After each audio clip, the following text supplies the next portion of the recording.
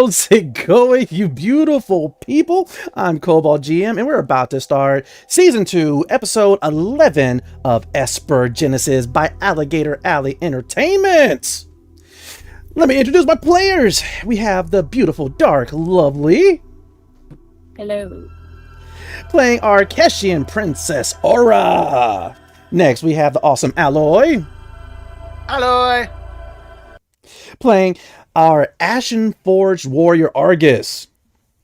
Next, we have the magnificent Master Draco. Hey. Playing the Volna Hunter, Rylan Bravestride. We have the terrific Tonto Tomahawk. Hello, hello. Playing the fire-blooded Promethean Sagaristio. Lastly, we have the Titanic Typhoon 44. Yep.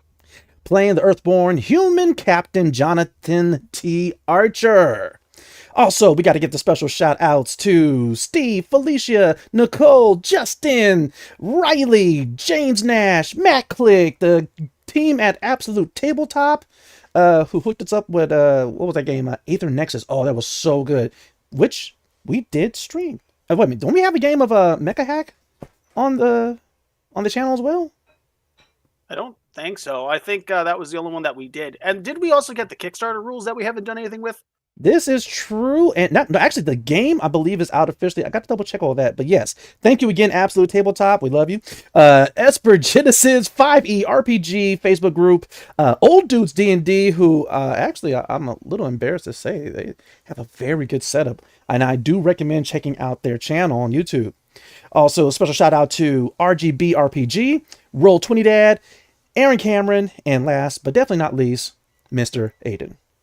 Please engage that like button hard and share this video around. But with that, now one of these beautiful players are going to grace us with an awesome recap of episode 10. Who would like to do it for the extra inspiration? Oh, things got messy. We've started off last session with just a little bit of domestic tomfoolery and whatnot. Before long, we were set upon by a Lorendi spaceship.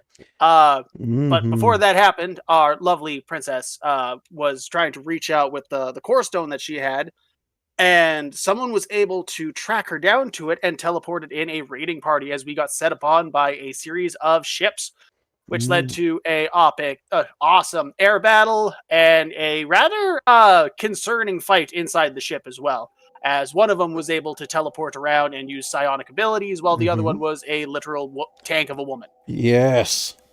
The fight got harrowing on all sides. Some brilliant maneuvering from Captain Archer kept us from getting taken out almost immediately. Also assisted in our assault against the raiding party by allowing us to traverse the ship in directions that they were not anticipating. So true. Raylan, badass as always, definitely tried to engage with both of them.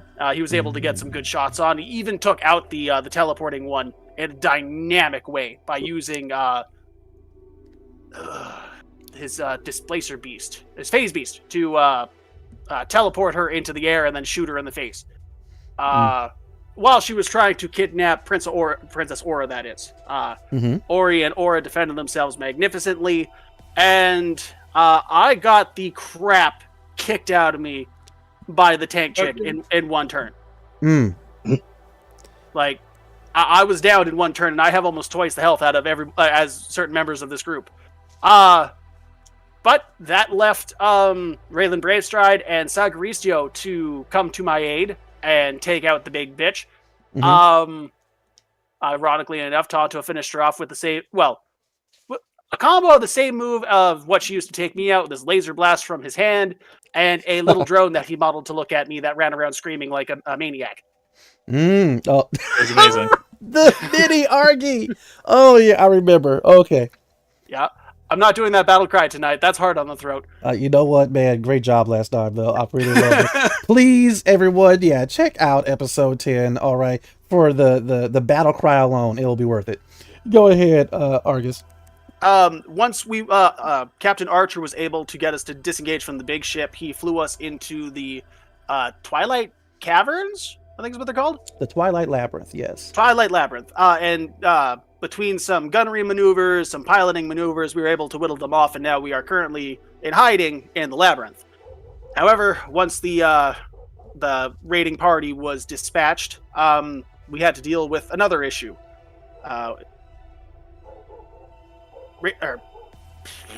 Sagaristio's cousin was found in the cargo hold after murdering Arcadicus and destroying the egg. It's damaged. It's damaged. It's not destroyed. Okay, fine. She mutilated the egg. She booped it. Yeah. While she lay there dying and coughing out her last bits of humanity, the seed spawn infection was taking control, leaving Sagaristio, who felt he had to deal with the issue personally. Mm-hmm. Unfortunately, we have had several members of the crew who have been exposed to the seed spawn virus now, and we are now short a couple of crew members.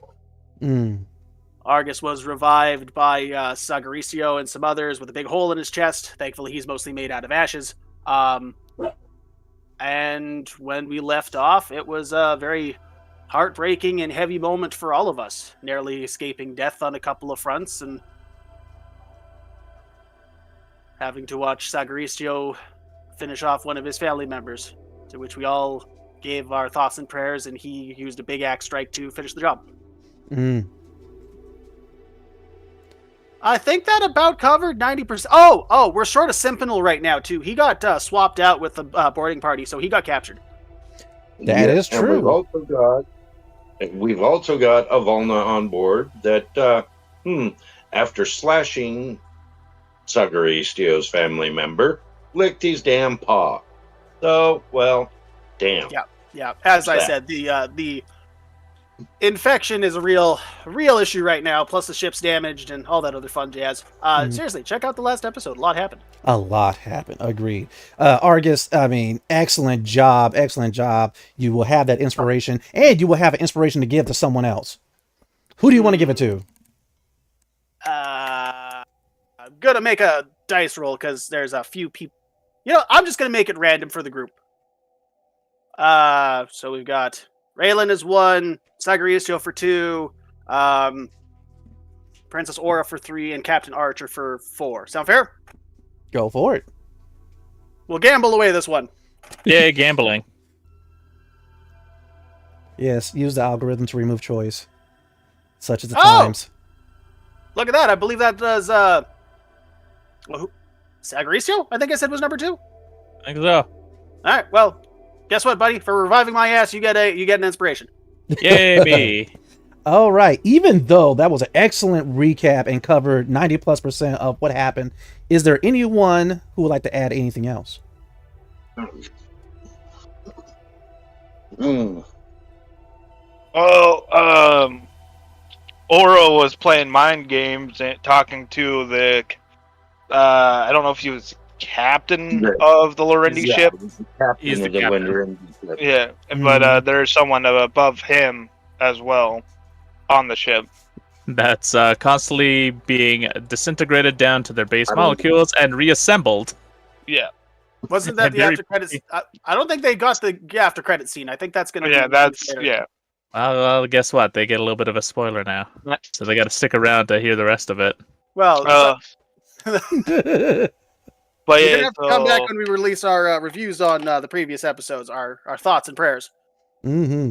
But she was starting to question and demanded back Remus.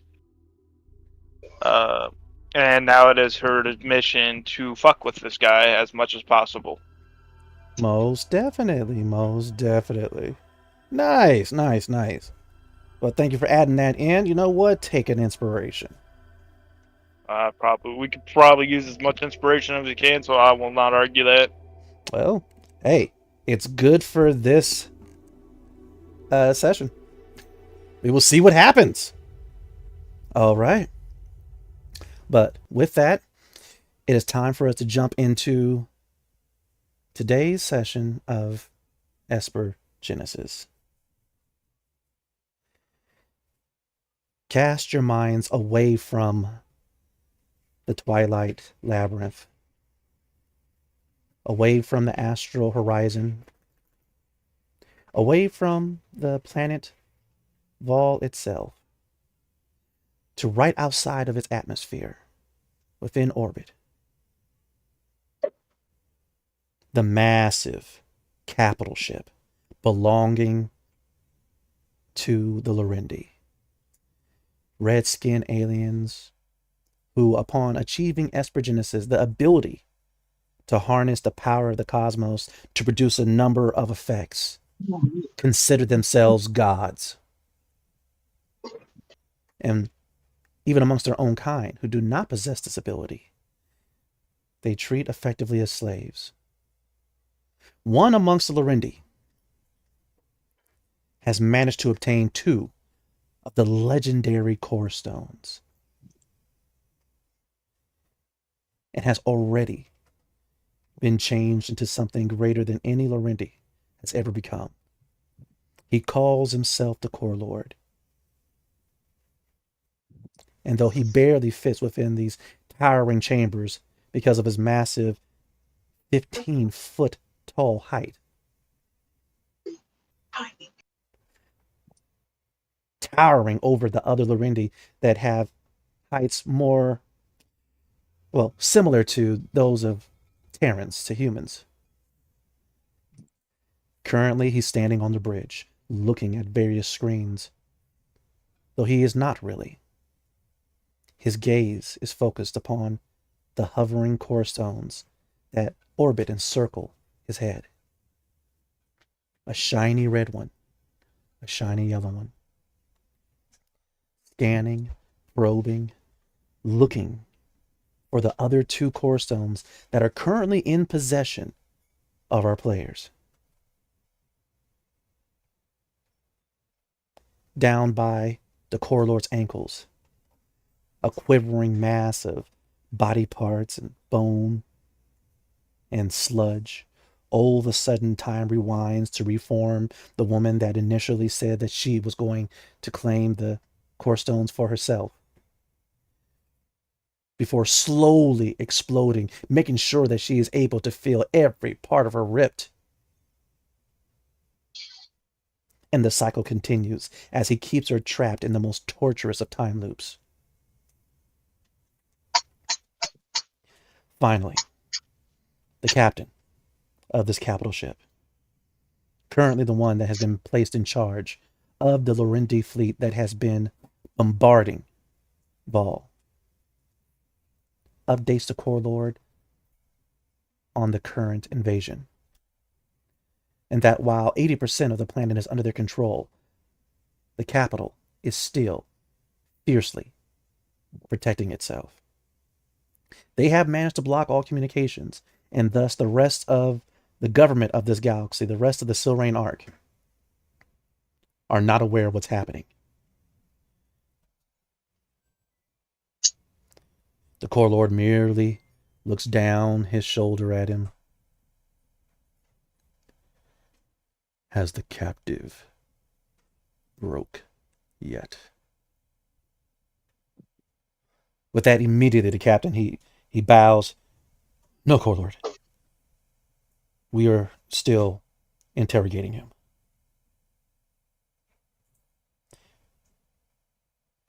There's a flash of red, and immediately the Core Lord is gone. A slight red wisp of smoke swirls up from where he once stood, and all the personnel aboard the bridge breathe a slight sigh of relief.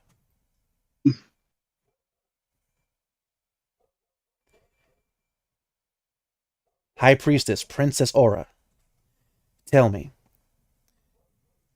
are you currently in astral form, and are you currently flying or at this capital ship?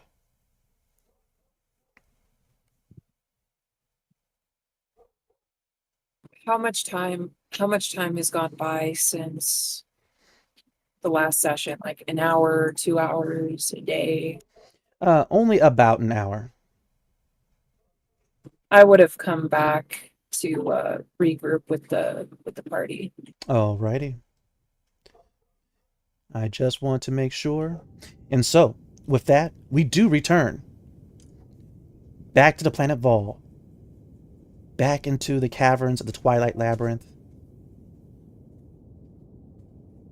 Though a place filled with darkness, it is actually a light with glowing mushrooms that are growing from the walls, in blues and reds and yellows and reds and blues and greens. And yes, I repeated a few of them. There's a lot of mushrooms. And more reds. Aboard the Astral Horizon, the spaceship, the mothership of our players and heroes,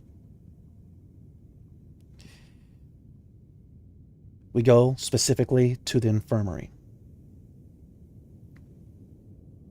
Sagaristio, Yo. after effectively being forced to put an end to the suffering of your very distant cousin, Karita, you did manage to get Arcadicus's data disk from her, correct? Yes, she handed it to me before she turned. Even now, the way she deformed as she mutated still flashes over your consciousness. Tell me, what has Sagaristio been doing in this last hour? At this point, he's actually kept very, very quiet and is going through all the data, but he's actually kept himself away from all crew members at this point. And going through Arcadicus's data disk, you realize that you truly didn't know who he was. You didn't realize how far down the rabbit hole he has gone to absolve himself of a very specific guilt. Why he was so obsessed with Cynthia, and even some of the things that he has done to Karita.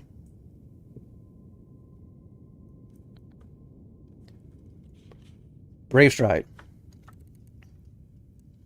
Yes. you escorted the other Volna to the infirmary, correct?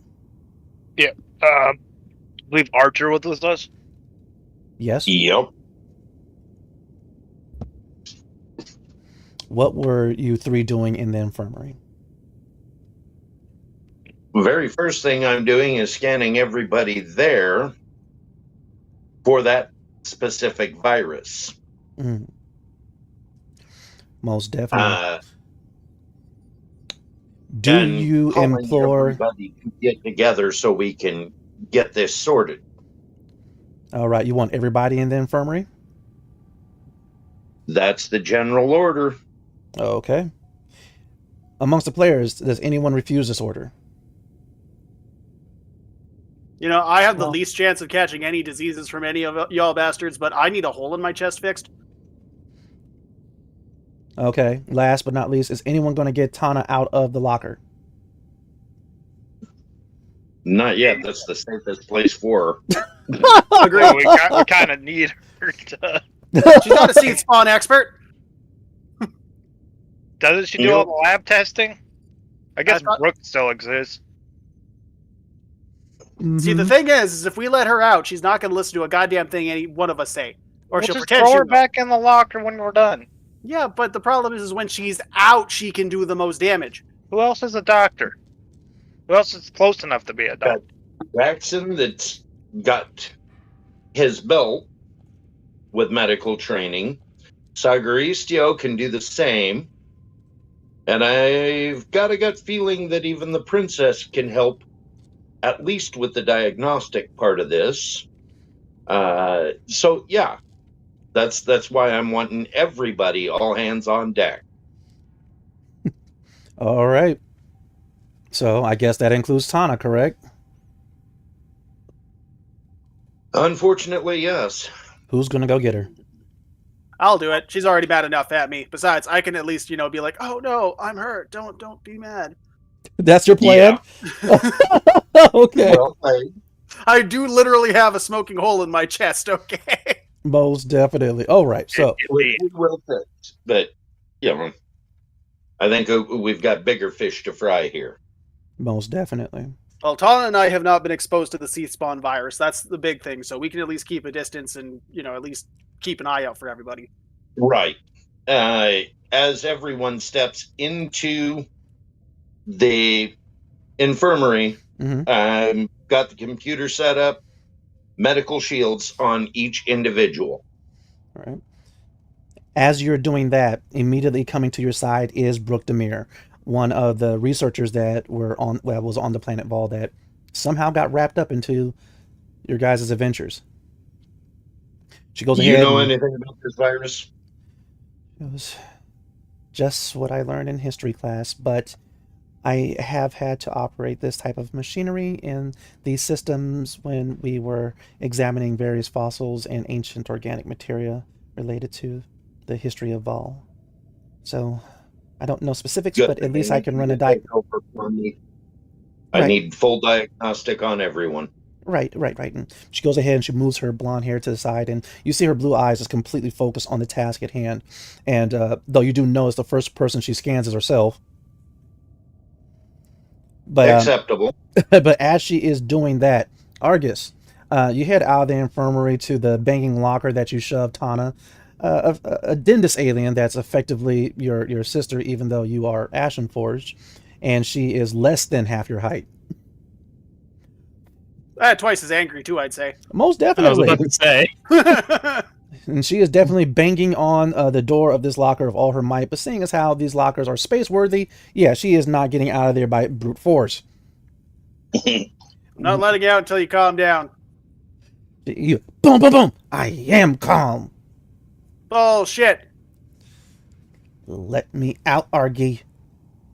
I keep telling you not to call me that. Right now, I'm the one who holds the power. All of a sudden, you see, you hear a couple of beep and boops inside the locker, and then finally she's I'm contacting gonna just lean you. against it. She's contacting you on your holo communicator. Okay, well, I'll answer it, but I'm gonna lean against the locker. Right. And of course, the holo communicator is able to scan her surroundings, so it's still her inside the locker. You're just able to see inside now. And she is like, why did you let me in here, all right? Why are you sitting here trying to throw your life away? Not throwing my life away. I'm making sure that nobody dies unnecessarily. All right. And I threw you in the locker because, unlike me, you're not resistant to diseases. Well, these things are not airtight. Wait, they're not airtight. Wait. Is this how it ends? As far as I know, it's not air exposure, it's direct exposure. I can't breathe, Argus. I can't breathe in here. Let me out. Nice try. Yeah, you've done that a few too many times. I've only done it 11 times. Yeah, that's 9 too many. Are you going to let me out? Have you calmed down? If I let you out, are you going to try and put your hand in the hole again? No. Fire. Say it with some gumption. No, I will not put my hand in your hole. Okay, because we need your help using some diagnostic equipment to make sure that nobody's sick. Sick with the Seath Spawn. We're gonna keep us isolated away from it, but you can still use the diagnostics from the lab. Okay. Wait, why are you so accepting of this? What happened? I feel now's not the time to really talk about it. So you want me to go ahead and do a whole lot of intense and advanced diagnoses, but you don't want to tell me what happened? You know, you can stay in the locker. I already agreed I'm not going to put my hand in your hole. Yeah, but you're still asking a lot of questions. And like I said, just right now, not the time. Long story short, we've lost people. No. Yes. Oh, okay. So you need to understand this is serious, and you need to stay close to me. I will. Okay. If you don't, so help me God, you are going back in this locker. And I'm taking the data pad. You don't have to be so mean about it, but I'm not going anywhere. Good. I'll open the door. And so she goes ahead, she comes out, and she just walks out a bit slowly, and she's looking up at you, and she just hugs your leg. All right, come on. This is serious. All right, I'm ready. All right. You're still a bully, but I'm ready. I have to be. I'm your brother. All right. As you guys are going to go to where to assist in the scanning? The lab adjacent to infirmary. Sure. Just something where we're not in the same room. Somewhere that we can be isolated and still use the scans. Well, that's, yeah, her room is effectively the lab. So, yes, you're able to go to her room, and she's able to use her equipment in there because it's all part of the same system of the Astral Horizon. So she'll be able to tap into it. Neat. Most definitely. While that is happening, Captain Archer. So far, Yeah. Brookdemir is clear. So Okay. far, Captain Jonathan T. Archer, yourself, Mhm. is clear. Jane Archer, first mate, your wife. Clear. Okay. Even though you did say all hands on deck, Jane did make sure to keep both Balo and your daughter Jill in their quarters, quarantined with the shields up, Okay. but they are clear. I'll give an exemption for them.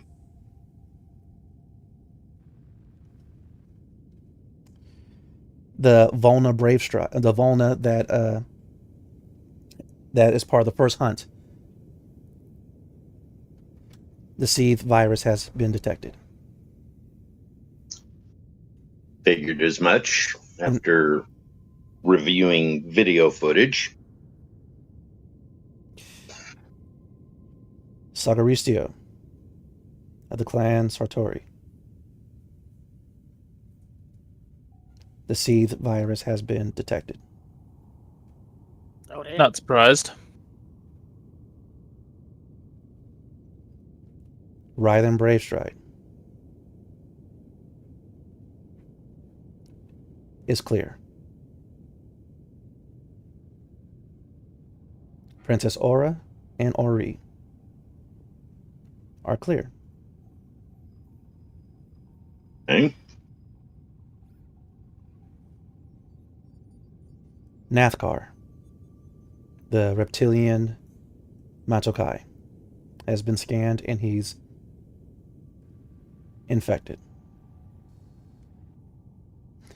Immediately, as the scanner goes over him and it detects particles of the seed virus. Wait a minute. Run the scan again. Brooke, she nods and she scans him again. It comes back positive. Your scanners must be malfunctioning. Sit down. He goes ahead. It's either you. He sits and crosses his arms and pouts. Say that again, Archer. I look at him and tell him, it's either you follow what I say or I'll put you down right now myself. As it stands, we may be able to fix this, but only if everyone cooperates. He goes ahead and he kind of shifts away from you, still has his arm crossed. I am cooperating. Get rid of the attitude. On to the next. God, I'm glad he no-touched me. She scans Jackson Archer, your son, and he's infected. With that, Brooke, she looks over, she asks, do you want me to continue with the rest of the ship, sir? We need to know how many we've got to treat and how many have to be in quarantine. There might be some data I can offer on that. It was Yeah. Arcaticus's data. He's going to have a Okay. lot more notes on this. Hmm. And I'll quickly make a copy, and I'll send that over to Brooke. Right. You do, but then she looks at it. She goes, "I don't read this, and these systems don't translate this." They're all in lingo, aren't they? That's what this is?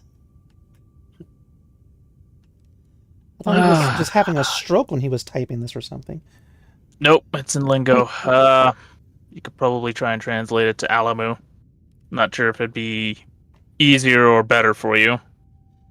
I'll see. Well, if you're doing the translating, I'll definitely look into it. And with that, I can do the translating.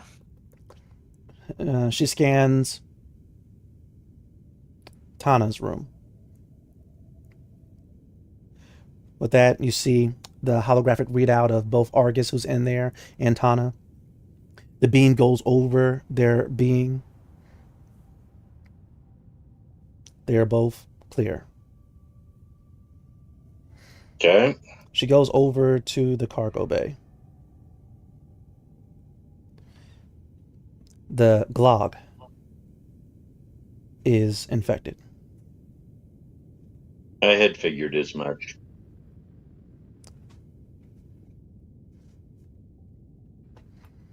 Last but not least, Umbra and the floating space turtle are clear. Seeing as no one's down in that cargo bay, toxic gas, and suck all the oxygen out, Isn't at least the put Glog these still down. in there? Isn't the Glog still in there? Yep, Yeah. and he's in. All right. Well, Are you evacuating the Glog out into the twilight? Oh, Absolutely not. I don't want this to spread on this planet. all right. So you're just removing the oxygen Air from. sealing. Yep, air sealing that cargo bay Mm-hmm. and releasing toxic gas into the atmosphere in that cargo bay to humanely put the poor beast down. gas chamber it is. Gotcha. Hopefully. Yep, hopefully it works. If not, well, we'll have to take more drastic measures. Hate it though I do. No problem. So you begin hitting the commands and the controls as you seal the cargo bay and begin to shunt the various gases that the astral horizon creates into it.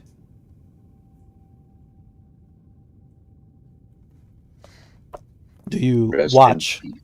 or do you turn off the hologram? I'll watch. While he is doing that, Sagaristio,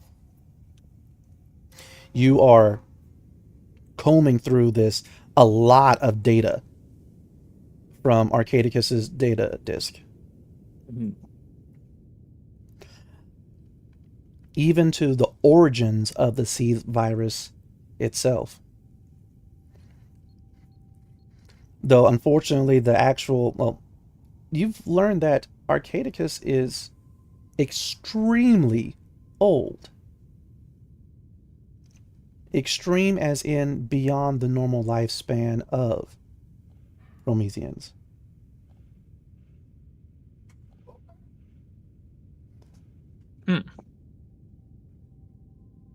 Interesting.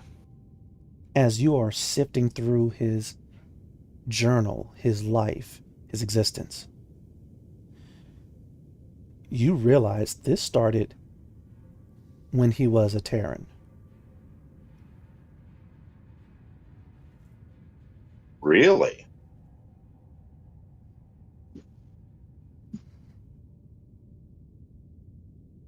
Oh, wow. It's quite a long time. Well, the real question is, do you want to continue going through his life, or would you like to do a search for something specific? I'll have time to go through his life at a different juncture. For right now, I'm just going to focus on key aspects of the Seath as more practical applications. So, Well, if you're going through practical applications, then yes, I will need a computer check. Because he actually has a lot of practical applications for the Seath virus. yeah, I'm going to try and narrow it down as much as I possibly can to either slowing the virus down or like if there's a cure, there might be a cure, but it's mostly just treatments at this point. Most definitely. Go ahead, give me that roll. And while that is happening. And that's a 19. Oh, a 19. Roll. Very good roll. I will tell you the result of that in just a moment. Princess Aura, you are there with Ori, and you guys have been cleared, and a bit of relief comes over you, but Princess, High Priestess, you can't help but to know the situation that Remus is in. And given the distance, you're unable to hear his thoughts. You're unable to feel his emotions. Yet there's a part of you that knows that he is suffering. Tell me, Aura, what do you do?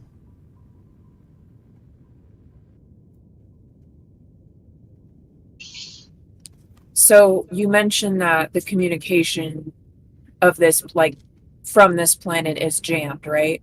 Yes.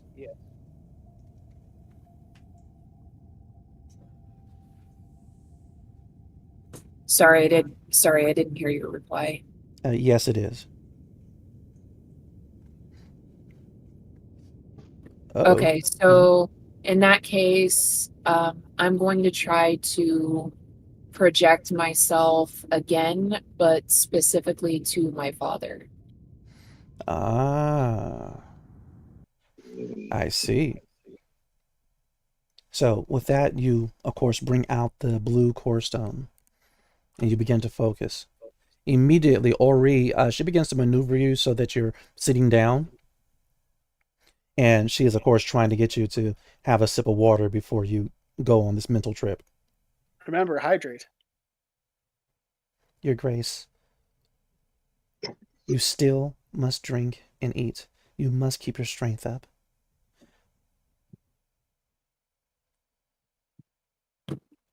Well, here I go.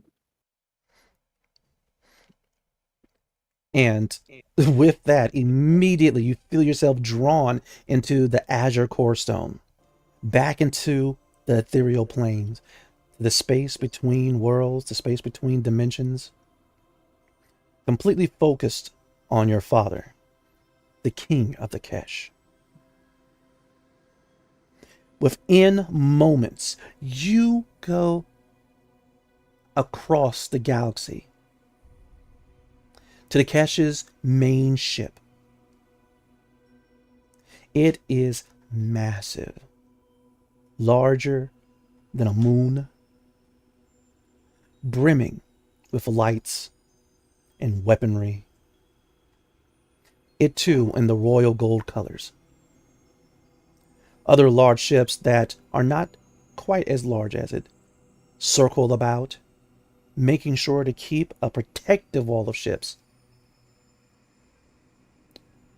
to defend the royalty of the Kesh. But within moments, you find yourself with your father in his ready room. You can tell he just finished chewing out one of his generals. As the general goes ahead and gives the Kesh salute and leaves. But as soon as he does that, he turns to his various holoscreens and he goes back to looking over the various facets that he must as the king of the Kesh. So far, it seems as if he's unaware of your presence. Tell me, Aura, what do you do?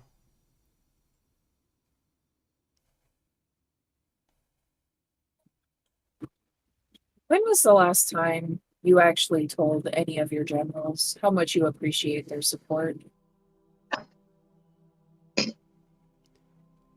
Seemingly unfazed, he slowly looks over his shoulder. Ghost. He closes his eyes. He takes a breath. Then you see his physical body go back to looking at the monitors while his essence leaves his body and joins you in the ethereal plane. Where are you, my daughter? I am on the planet Val, desperately trying to save Remus. You're trying to save your sentinel.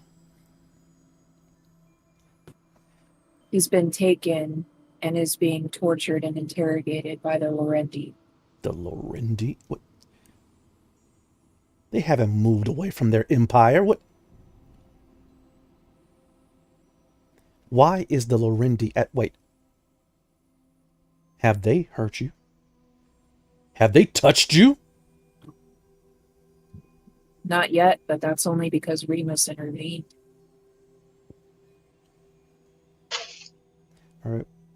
Behind the energy self, you're able to peer back into the material plane and see his physical body is mobilizing the fleet.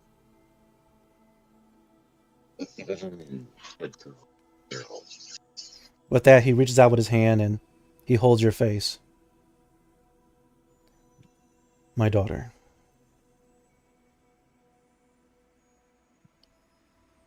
Remus has already vowed to give up his life for you. We will not let his sacrifice be in vain. We are coming. If his life is mine to decide what to do with, I am not ready for it to be over. He belongs to me, and it's not his time yet. The fleet has been mobilized. If we can, we will save him. But you are not to intervene. Do you understand me, daughter? Define intervene. Do not place yourself in danger. If you are currently safe, you stay. Where is your bondservant? Is she there? Do you need another one? Oh, okay. So about that, my bondservant is now a Volna named Bravestride. Wait. What? Wait, you made a Ori Volna? still serves me, but it's more in the capacity of my friend, as I am now the High Priestess.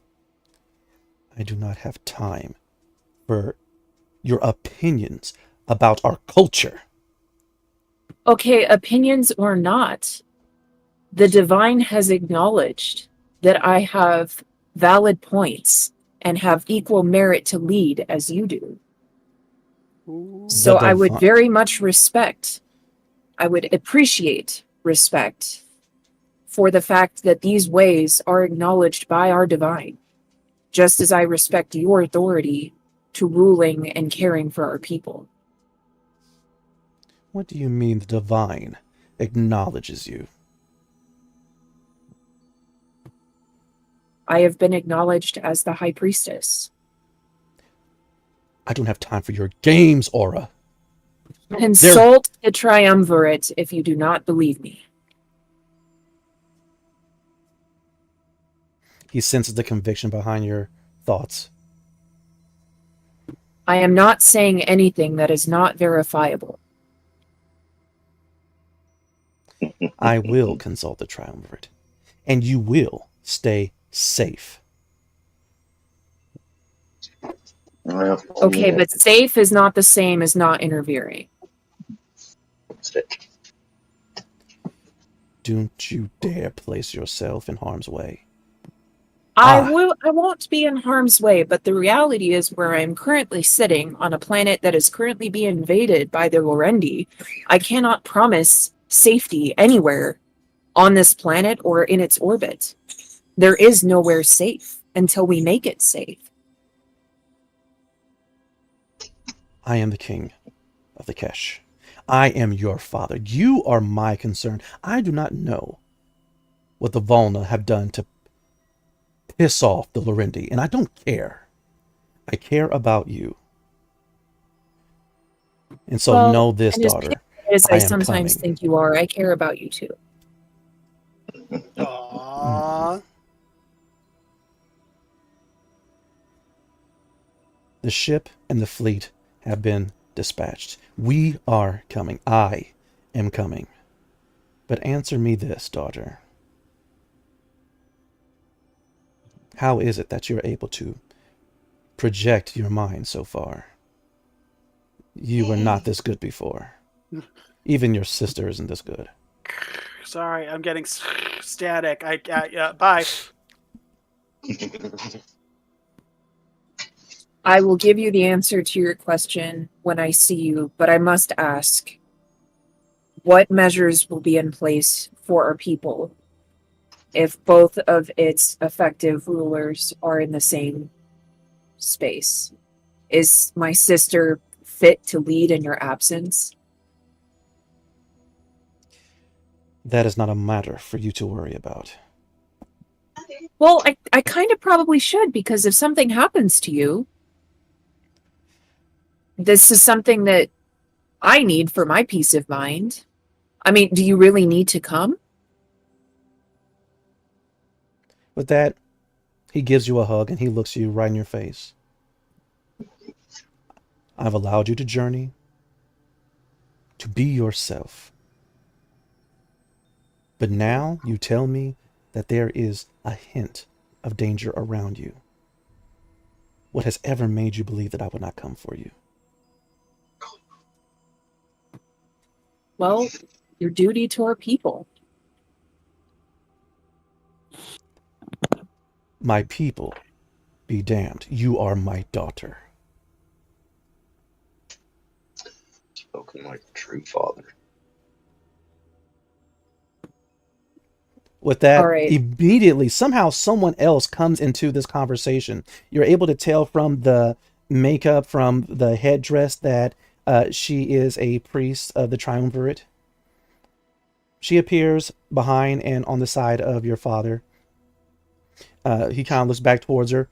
Her eyes grow huge and they glow, and immediately she falls to her knees and she does the ceremonial gestures of greeting, and then she places her head to the ground.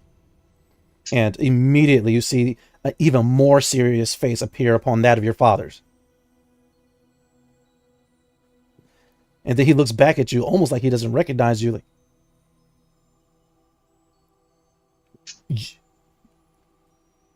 I let you out of my sight for a little while, and you become the high priestess? Didn't we cover this like a minute ago? He wasn't buying it. We haven't had a high priestess that... You?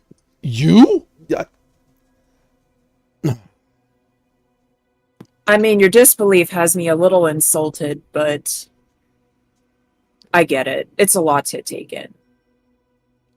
How do you go from not caring about your culture and your people and our old ways to being the keeper of them? To be fair, it's never that I didn't care. I just didn't agree. I do not know which is worse.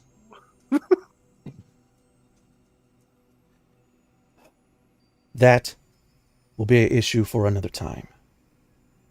Stay where you are. We will be there soon.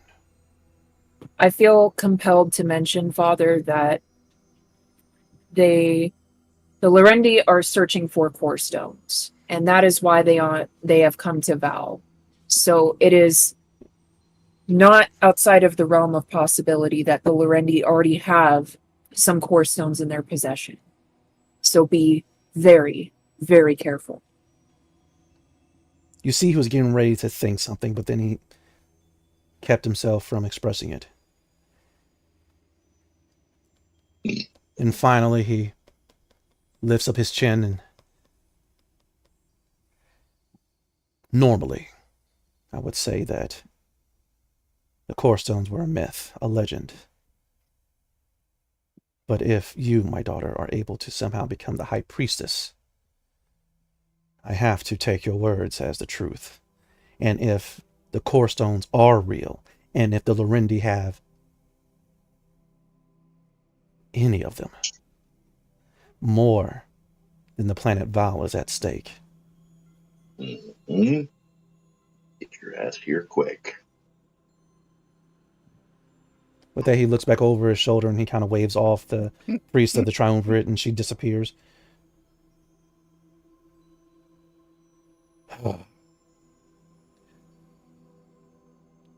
It's only been about a month. Aura, I am not letting you out of my sight again. Good luck, bro. But, like, does that mean you're gonna go to the bathroom with me? Don't be childish. And with that, you see he's trying to kind of stifle a smile. Like, he almost wanted to chuckle, but, you know, he swallowed it. Gotta be stern. Gotta be dead. I gotta be dead. Come on, you know that was funny. It was a little funny. Come on. We are in serious times and in a serious situation. But fine, it was a little funny. Yeah, there it is. Well, I will say this, you are more comical than your sister ever will be. Ooh. I hope she heard that shit. Oh. Also, while I have you here, my daughter, in my heart I know this not to be true, but humor an old man. And he brings up a memory of him watching a broadcast on the sim about you looking for a man. God damn it! That's gonna haunt me to my fucking grave. But she found one. He's a cat. Oh. Mm-hmm. This is complete garbage, correct? It was a failure on my part to be very clear and concise with a very low intelligence individual. I was looking for a bounty. I was looking for a wanted individual. Wait, I was why not were you hunting bounties? Because he wronged me. Wait, who wronged you now? What Well, did he he's do? already dead, so we don't have to think about it. Did he You suffer? gotta get shit done, sir. Did he suffer? Yes. Good girl. So, on to this Lillian Astapop, whatever her name is. So, because of her, he brings up another memory of reams upon reams of suitors who were asking for your hand in marriage, asking to court you. Right. Generals, captains, now that I'm lieutenants. high priestess, isn't it all a moot point?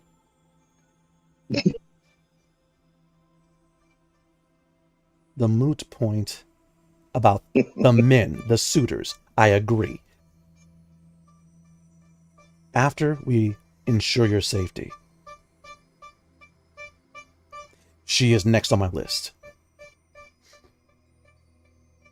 Honestly, as annoying as she can be, her understanding and grasp of public relations is certainly something that I think that we could perhaps weaponize and use to our advantage rather than punishing her.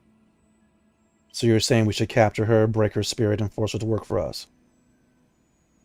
I don't think it would take much to break her spirit. I do perhaps think that bribery would be an immensely powerful motivator for this individual. Breaking her spirit will be cheaper, but...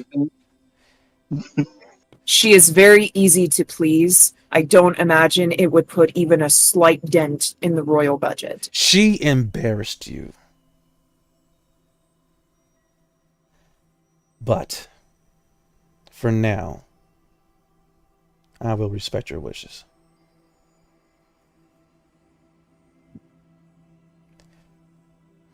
Beyond the ethereal plane, back in the material plane, one of the ensigns runs in to update your father about the amount of time it's going to take to get there. But one more time, your father, he embraces you. Then he holds you by the shoulders. He looks you back in the face. Aura, never forget. You are my most cherished emerald.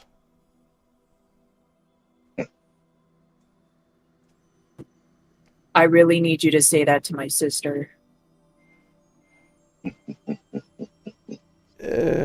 She knows I like her. Somebody else. Granted, she So, doesn't like- give me as many troubles as you do. She's not nearly as cool as I am. You have been dealing with Terrans again, I see.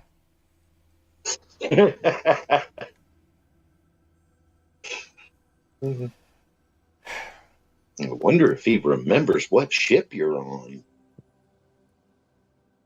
Stay safe, my daughter. I I'll am do my coming. best, and I will see you soon. Safe travels. All right. His mind returns to his body. He effectively vaults over his desk, pushes the ensign to the side, plows into the control room, starts barking orders. All right, everyone's snapping to. And Aura, your stomach does grumble.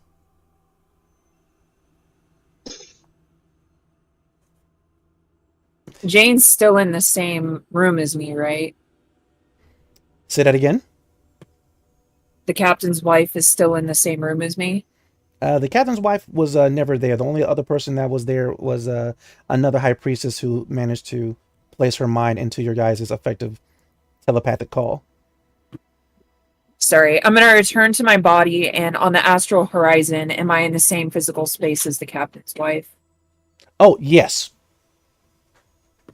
I'm going to give her sad puppy dog eyes. Be like, I really think that perhaps we should do one of your famous cookouts in, preparation for battle. But also, I'm very hungry.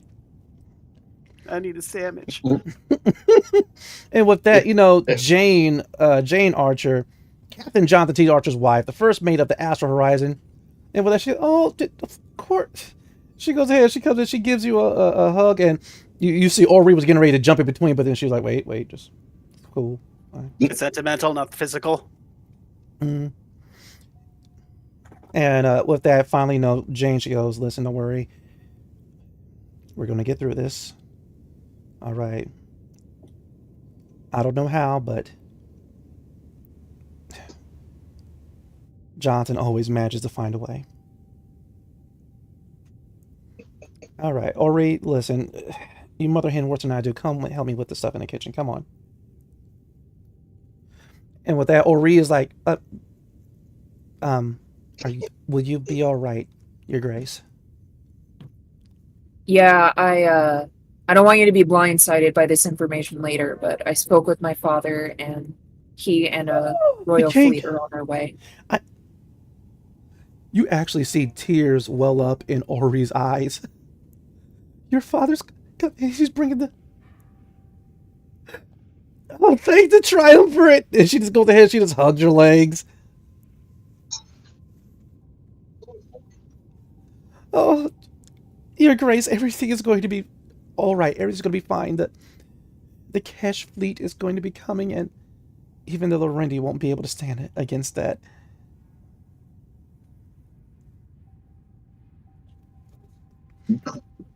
I hope our losses aren't too high.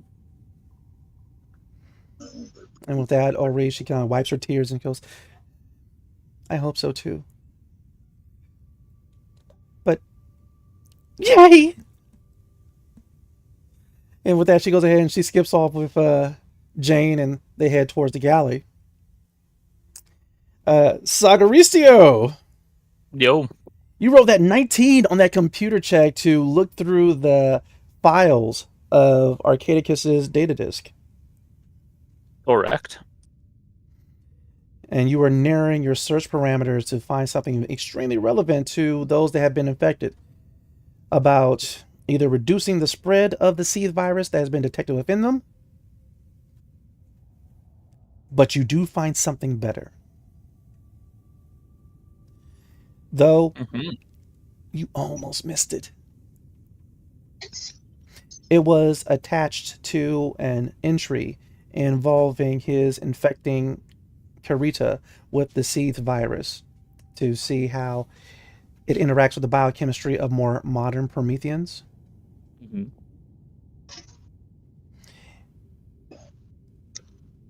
For almost 25 years now, Arcadicus actually has the cure for stage 1 infection.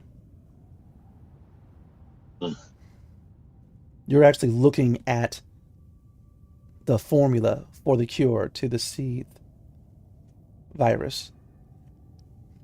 As long as the infected subject has not suffered any grievous wounds,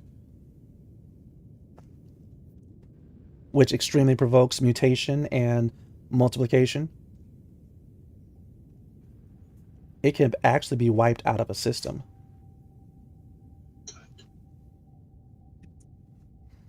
Well, I'm going to contain some emotions right now, and I'm going to send that over to Brooke. And I'll even send it over to the captain real quick for a moment, so he could look at it and see what I found, as I just get up and start pacing the room. And with that, As it comes through, mm-hmm. I'm still in the room with him. I hadn't walked out yet. I'll lock eyes with him and give him the come here finger. Come hither. Do you go towards the captain, Sagaristio? I'm going to lock eyes with them, like, whatever you have to say, you can say in front of them. Because I'm pretty sure they're all going to want to have a piece of me anyways.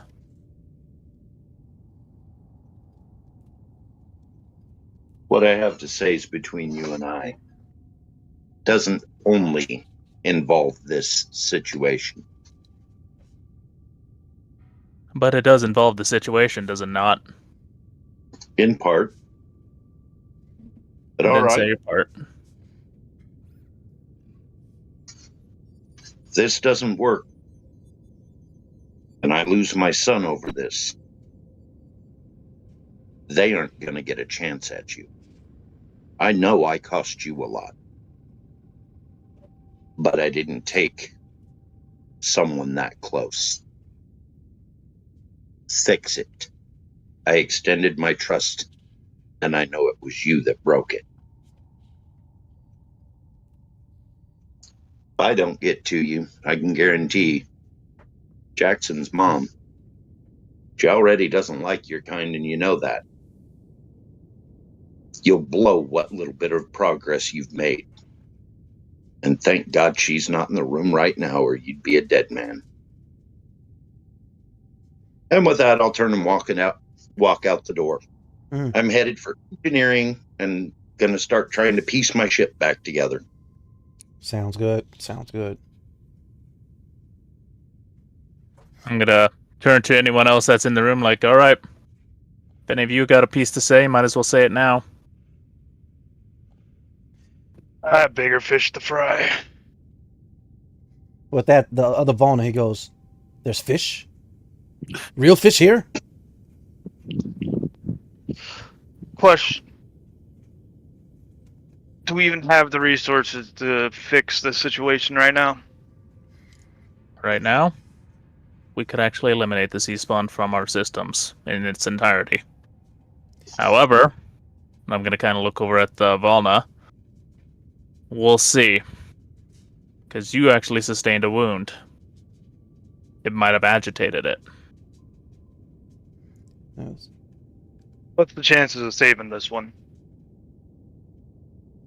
I want him to be the guinea pig first. Alright. Shrink him, and I just leave the room. He just pulls a like, trank "All gun right, out of grab him." nowhere. I was gonna think it's like this random epidermic needle that he just sees, just kind of like, "Boop, night kitty." Yep, some epidermic anesthetic. Well, they are in the infirmary. Oh, most definitely. It's fine. You can go ahead and hyperspray him. I don't care. Right? And I'm not the medical guy. Like, I know mend, but that's about it. Other than that, you guys do what you need to do because I have a whole planet to save. Hey, just a second. Does this rag smell like chloroform to you? Just tell him it smells like fish. He'll give a big whiff of it. All right. But yeah, you knock out the extra Volna. That's when you guys realize that Jackson is kind of crumpled into the corner of the infirmary, and he is just resting his face in his hands and resting his elbows on his knees. Also, you guys notice that Brooke is just holding her mouth and tears are pouring out of her eyes.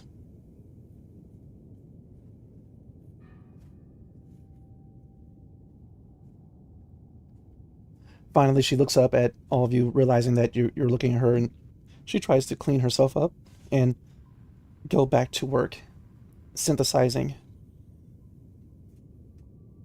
the cure for the seed spawn virus. I'll say a few words over her in Alamu because I think we established we both know that. Mm-hmm.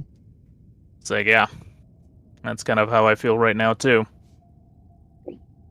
And as I turn, I'm going to slam my fist against one of the walls. All right. You guys see the medical materializer begin to formulate the vials that will have the cure. The process is going to take about an hour. The cure is a complex formula and it's going to take a bit. But as soon as she sets it to materialize, she just walks out of the infirmary.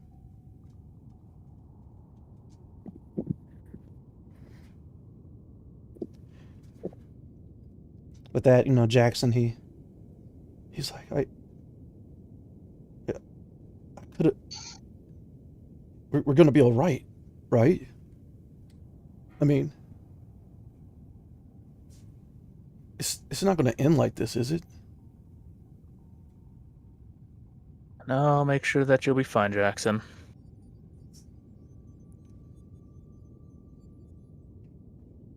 If anyone out of us that are infected right now that deserves to live the most, it's you. And with that, Jackson, he gets to his feet. He begins walking over towards the materializer and partially trips over the Volna on the floor. He was like, I mean, I just got this bell, and before that, this pretty girl's here, and then Karita, and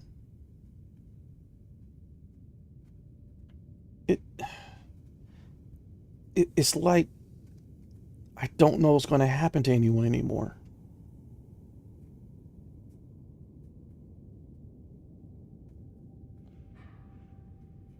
I know what you feel like, Jackson. That's why I don't try to think about things like that no more.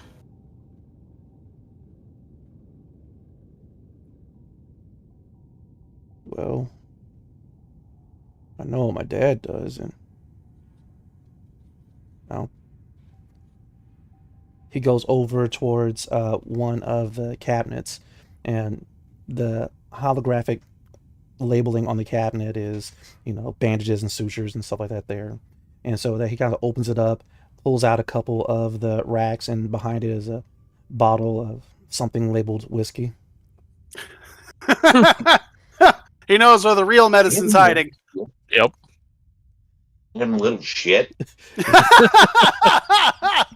Let him have it this time. You stepped out of the infirmary, all right? You don't know. And so with that, he comes over and he goes, every now and again when my dad is kind of going through something, he has some of this. I think now's a kind of a good time.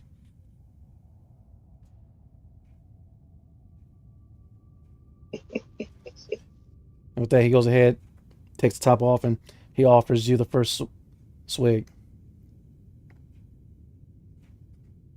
I'll look at it, look at the bottle, and then I'll kind of push it back in his direction like, no. There's things right now that I want to remember, Jackson, whether I want to or not. Good. He goes, I respect that. And bottoms up. That on the other hand, I'm not explaining to your old man. Noob! You don't try to chug it, you take one good drink and breathe it out. Why is it spicy?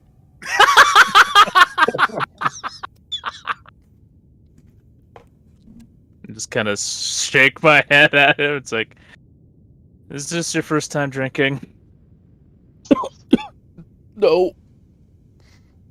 Why is it spicy? You see, he got a little bit of tears welling up. He tries to take another swig. Now he realizes not to take so much at one time. Brave Stride, what are you doing? I am leaving, letting them do their thing, because I have a planet to save, people to gather, and a Remus to save. So, when Cassie gets back to her seat, I will correspond with her when she has a moment. Well, is she available for a moment now? I think she's back. Yeah, she's back. I back. All right. Well, you have knocked out the other Volna with your hypo spray that you just took off a counter somewhere. You hope it was knockout juice. But you said you wanted to turn to Princess/High Priestess Aura. Yes. What do you tell her? Is there a possible way to see through Remus's eyes? Can you do your teleconnect mind stuff? I mean, I was able to project myself to the ship captain, so I imagine I'd be able to find Remus. I do think I maybe need to wait until after I've eaten and had a minute to recover from my last travel, where I asked my father for help, and he now has a fleet headed this way.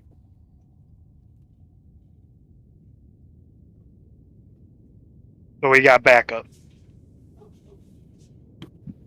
I mean, if nothing else, he might be able to stop the Lorendi from taking 2 more core stones.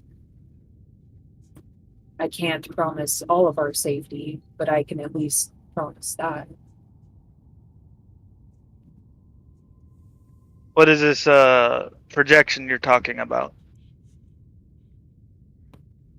I've been using the core stone to travel longer distances with my mind, to interact with people that are sensitive to the other. Okay, so can you project other people? Based on my understanding of this, no.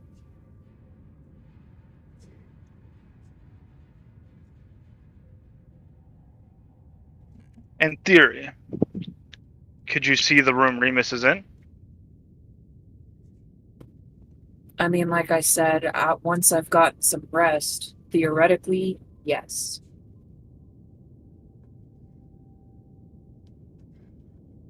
Oh crap. Okay, rest. On Remus's room. Share that with me. I mean, yeah, done. It's gonna suck watching him suffer, but maybe seeing me will give him something to hold out a little longer. I want to get him back. He's going to be a useful asset to saving my people.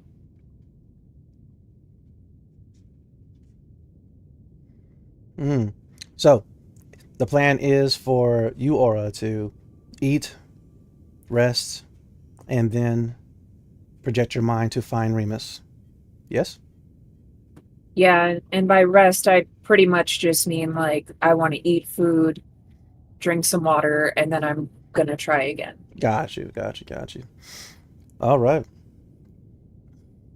I want to get to the captain, but before we get to the captain, Argus, you're in the lab with Tana, and she is part of the same network, and she is looking at the seed virus cure. Hmm. And as she is looking at it, and now that she's able to actually scan and analyze also a regular strand of the virus without it being infecting a host, she goes, huh. Argus, look at this. Look at this. And she's like trying to reach over and grab you to pull your face closer to the holographic screen. I am trying to nap, woman. He goes, no, look, you don't understand. Look, you cannot get infected. What do you mean I can't get infected? You cannot get infected with the seed virus. It doesn't work. You're saying words, but I don't understand why. Because you are ashen forged. All right. But for some reason, this seed virus will not interact with your biological systems.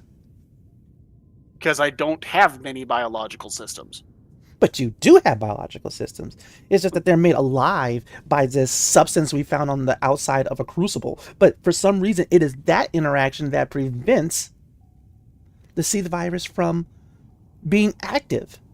Neat. Share it with the nerds. I'm going to go back to sleep now. Do Ashen Forge really need to sleep? I have a hole in my chest I'm still trying to recover from. I'm finding you know you a plug. I just like slowly turned my head to her. I was like, really? Well, you want to keep a hole in your chest? Most things would just die from it, okay? Isn't it supposed to heal or something? I mean, kinda. What do you mean, kind of? Well, you guys were kind of built. Am I just gonna have this thing all the time now? No, because I told you I'm making you a plug. Ugh. Also, have you figured out a way to get a hold of the dentist? Maybe we could get some, I don't know, backup or something.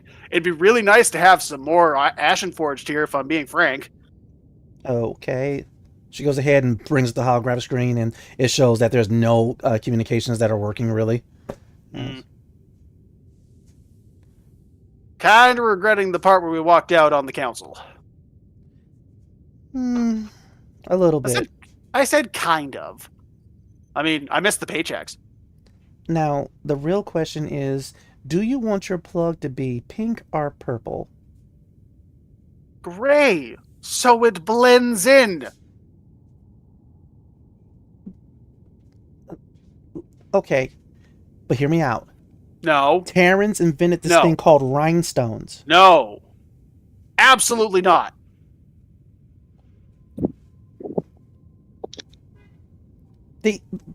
Terrans love rhinestones so much. There is a very well documented song.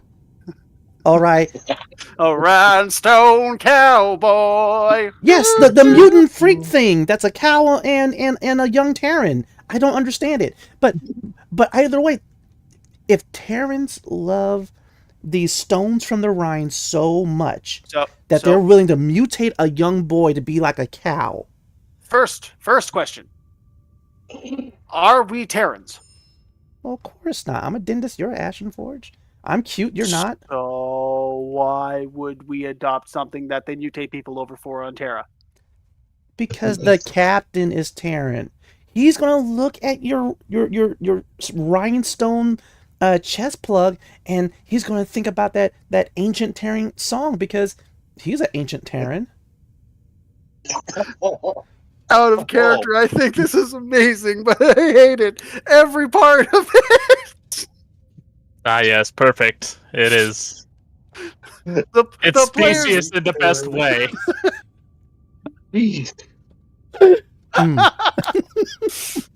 I'm sorry. I'm as a player. I'm gonna say no. I'm sorry, Tana. I refuse to adorn my body with whatever the hell those glistening things are. Oh, okay. I understand, and I respect your decision. Why don't you go back to your nap? You're gonna try and install it on me in my sleep, aren't you? I don't know what you're talking about right now. The You know resources exactly what I'm talking about. of the ship are dedicated to the materialization of the cure. I would not even have the resources available to I make a will chest plug. put your ass in the locker right now if you're Listen, lying to me. you told me that I just had to reduce the attitude, and you would not do that. You're not wrong, but you're also not glittering me up to look like some sort of mutated Terran. Okay. I'm sorry. No compromises. You're Ashen Forge, you're a little slow. Let me explain it to you. See, I'm not turning you into a Terran. All right, I'm saying I'm going to put something in you that makes Terrans happy. I don't care what Terrans think about me. Yes, but the captain is Terran, his wife is Terran, his son is Terran. And you know what? He openly welcomed us back without me having to wear such a ridiculous looking thing. It's not happening. I will literally die before I let you put that in me. Fine. And she goes ahead, she brings up another design, and this one it is a plug, but it will look just like your regular chest. Was that so hard? Well, I made this one first, but then my mind opened up to all the options of what could go into that hole in your chest. The basic one. The one that will blend in. That's all I want. And that's when you realize, like, the hologram of the chest plug that looks regular, it kind of glitches to what it actually is really supposed to look like. And it actually has a little, it's a little glitch. It just kind of, dereses for a bit. What was that?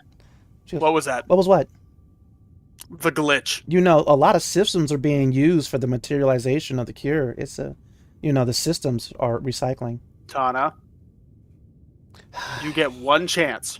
Fine. Why are you always threatening me? Meanie. Because nothing else works. All right. Look, just because you're bigger than me doesn't mean you can tell me what to do. Want to go back in the locker? So this is You're what giving me the attitude again. This is what it really looks like. And she goes ahead, and it's still a regular chest plug, but now it actually has a little caricature of Mini Argus, the assault drone that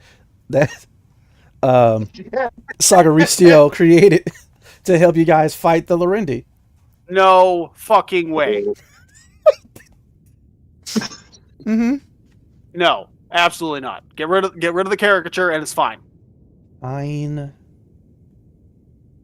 All right, there. Okay, and saved. All right, when they're done making the cure, the materializer is going to come up with a plug, and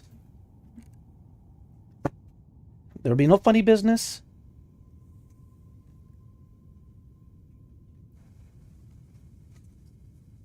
I'm just staring intently at her. She goes, well, fine. If you're going to sit there and stare, she goes ahead and goes and hops in the bed.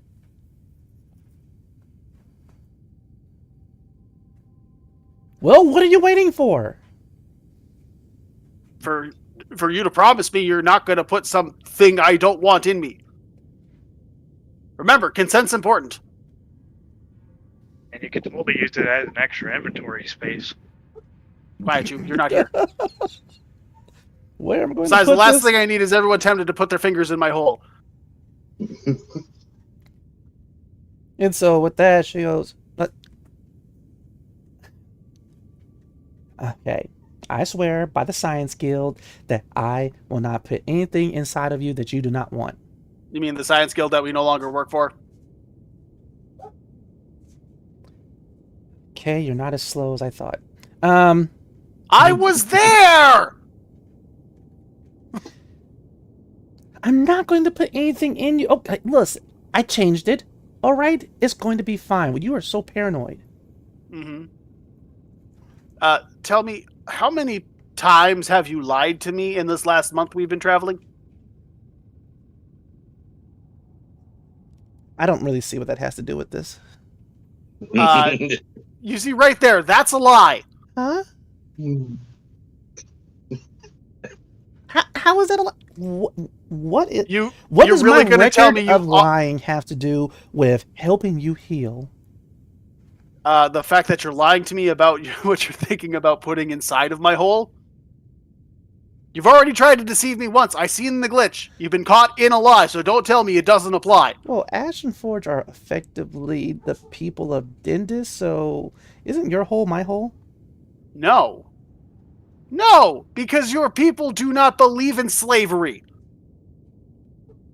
Well, I didn't say you were my slave, but I'm just No, saying. but you're telling me what I can or cannot have in my body. That sounds an awful like infringement of freedom. Well, I didn't just do it. I asked you for your opinion on it. And I told you no, and you're still trying to force it on me. But that's only because you're a grumpy pants. You want to see your grumpy pants? I will put your ass back in that locker. Actually, you know what? I'll put you in a different locker. One where no one else knows you're going to be in. I don't know why you're so mean after we have lost members of our crew. You were just impossible. Nice crocodile tears. Not buying it. And she's looking at you bewildered. She goes, "What's a crocodile?" It's a monster on Terra. They're slimy and they live in water, so they like to drown things and then eat them after they did. And you called me that? No. Did I say you're a crocodile? You said I'm the tears of a... You're saying I'm its liquid excrement. Fuck it, I'm keeping the hole. I'm gonna go sleep in another room. You're so big. I can't believe you called me a killer. I'm leaving the room. And so she's like trying to follow after you, but unfortunately you have longer legs than she did. And she's like, that's like the meanest thing you could ever call me. I didn't even know what a crocodile was. But yeah, she's trying to follow you. I'll lose her somewhere. Yeah, okay, but Archer. Yep. You left the infirmary. Where did you go and what are you doing? Engineering. Start working on the various ship systems, trying to patch her up. Most definitely. Do I get any sort of bonus because she is my ship? Sure. Given this time, you're able to do a few minor repairs. And since she is your ship, feel free to spend 2 of the whole die. So roll 2d10 and we'll find out how much HP the ship gets back. But as you're doing these repairs. So, question, have I had the chance to actually, like, rest at any point in time so far?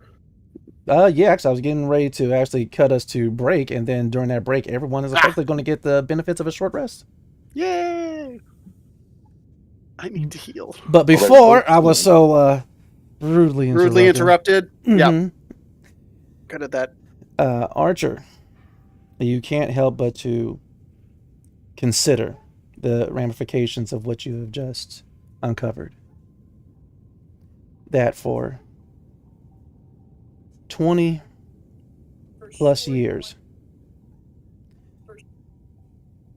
a person has had the cure to one of the most dangerous, Terran-killing viruses known to exist, and hoarded it to himself. There is a country, effectively, on Earth right now that is still wrecked with the seed spawn virus. Mm-hmm. It had taken over a continent on Earth, but through effectively warfare, decades, almost centuries of hard fighting, it's finally been reduced to the size of a medium country. Millions of humans have died because of this. You are one of the first humans to even know that there's a cure for the first stage of the seed spawn virus. Your wife, Jane, actually hails from one of the border cities of the area that is infected with the seed spawn virus. She has lost family to it. Mm-hmm.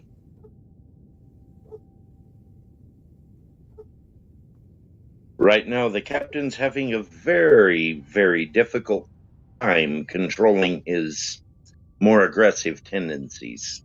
Mm.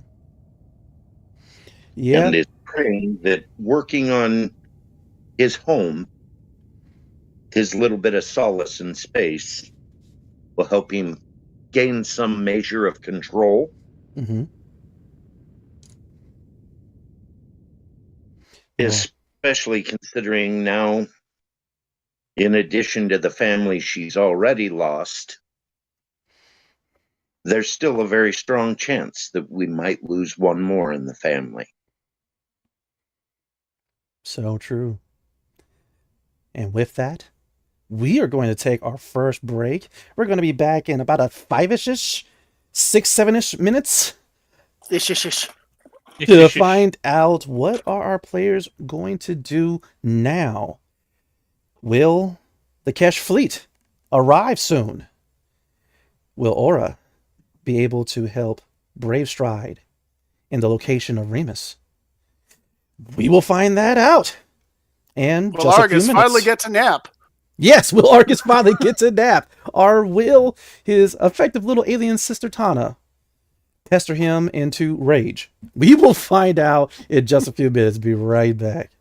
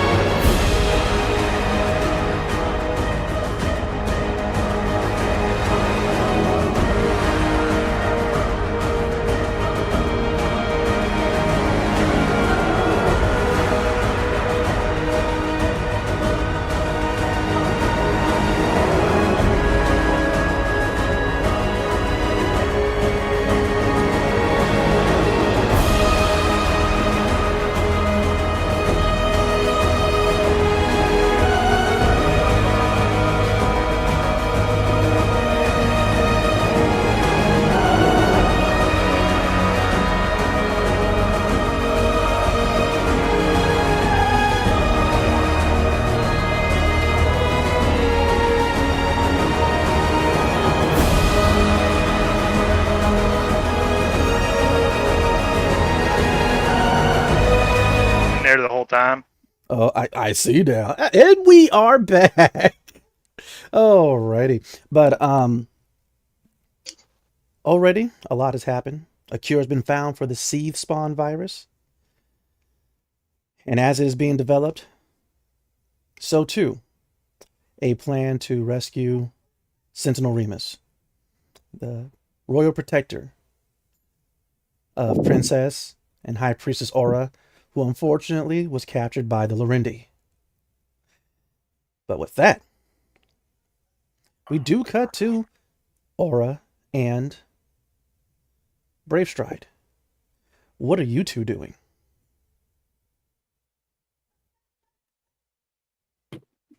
Well, I'm going to assume that in this span of time, Jane cooked food and I ate, and Definitely. I had a minute to drink some water, and I'm going to say, okay, so what exactly are you wanting me to do as far as I go and see Remus?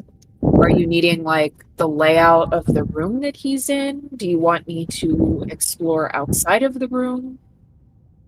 We need to see his room and a way for Umbra to feel as if she has been there before. Speaking of which, Okay. both So the Phase Beast and Ori are kind of being slightly obnoxious. Umbra is currently underneath your arm, Brave Stride, trying to get hit pets. While Doing that like offhandedly. while Aura is she's trying to get this little bit of food that you have on the side of your mouth, and she's constantly waiting for the right time to wipe it with the napkin. So I do have something in mind that I think could make it so that Umbra can experience like she's been in a place without actually having been in a place. It's an ability called Shared Vision, which allows me to share a memory Oh, no crap! more than 30 days old. It cannot last for more than a minute. And for the duration, they get to experience my memory as viewed through their eyes and in my body. So what I can do is using the core stone, I can pop into Remus's room, return to my body, and then from there I can use shared vision with Umbra so that Umbra can feel like she's been there, and then at that point Umbra can teleport to Remus and potentially bring him back. That's the plan, right? Yes. And anywhere she teleports, I can follow her. So if she needs hands, I will be her hands. This is so All right, crazy, so it just might work. I'm going to activate the core stone, and I am going to, in my astral body, make a beeline straight for Remus.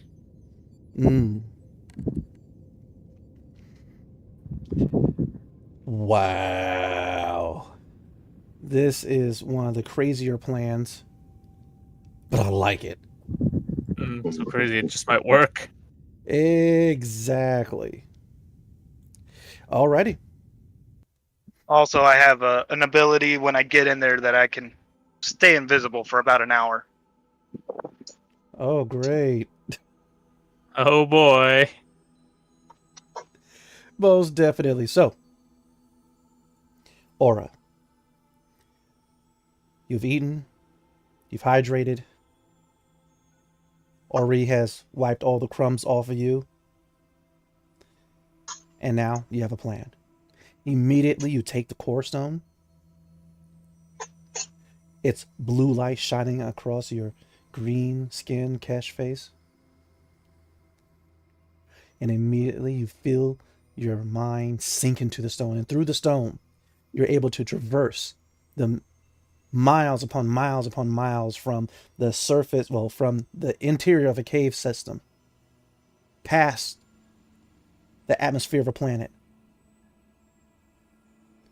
all the way to the Lorendi capital ship.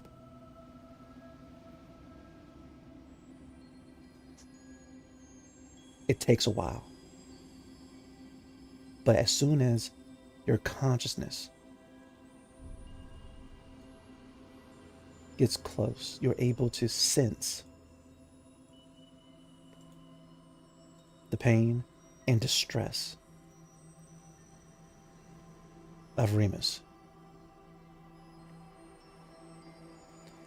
As you are flying through walls, through other Lorendi,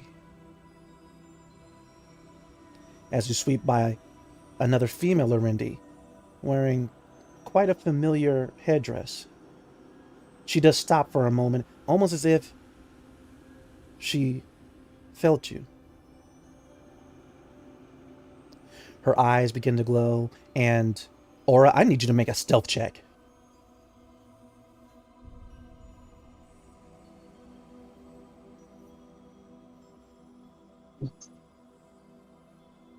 Immediately, she begins sensing around the area. I'm going to use inspiration to reroll that. Ah, you don't want to go with the 3 and get figured out too soon?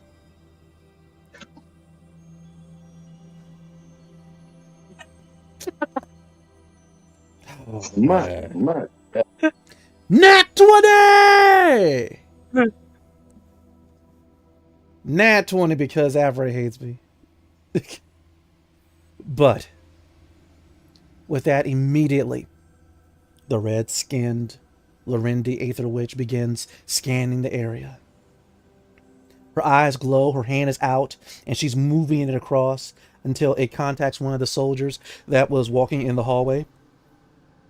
And as soon as it touches, it just kind of glances his shoulder. Immediately he stops. I'm sorry. Please forgive me. Aether Walker. You broke my concentration. And with that, she just stretches out her hand. Immediately, a small little singularity forms behind him. And this 6'1" soldier, clad in Lorendi body armor, immediately gets sucked into it. Well, that's one down for the count. And with that, she stomps off.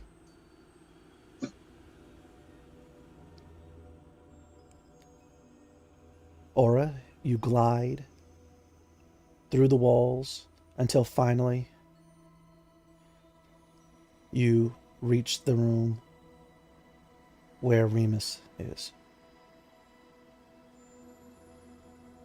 Red, electrified chains around his wrists, ankles, neck.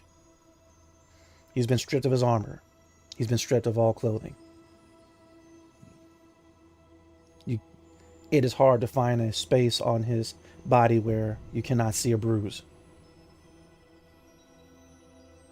His face is swollen to the point where it is unrecognizable. There's another Lorendi in here. He's already taken off his armor and even his top. He has nothing but his form-fitting pants on, his boots, his already sharpened knuckles drenched in Kesh blood. And Nasiv, the language of the Lorendi. He tells him, I'm going to break you. It's only a matter of time. Now, this big Lorendi, he is not the core lord. This Lorendi is only about 6'5", 6'6". But he is quite built. And with that, he goes over towards Remus, grabs him by the neck. I haven't broken your jaw. So talk. And Remus spits on him. And with that, he just begins kicking him in the torso over and over and over and over before finally hammering the side of his fist, hammering the side of his head.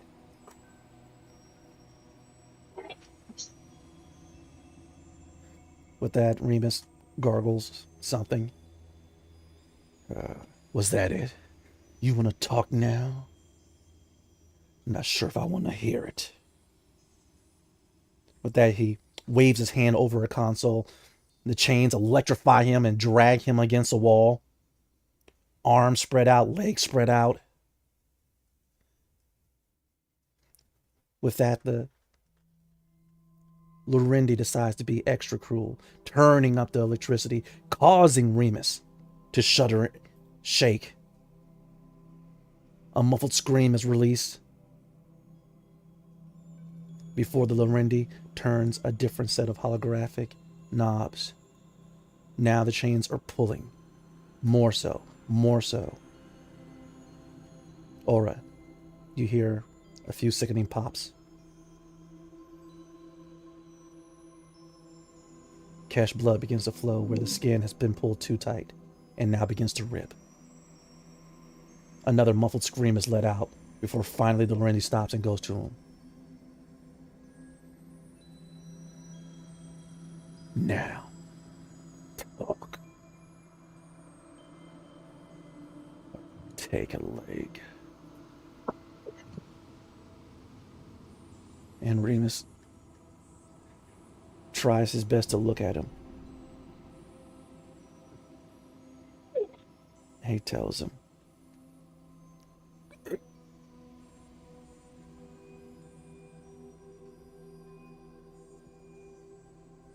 I am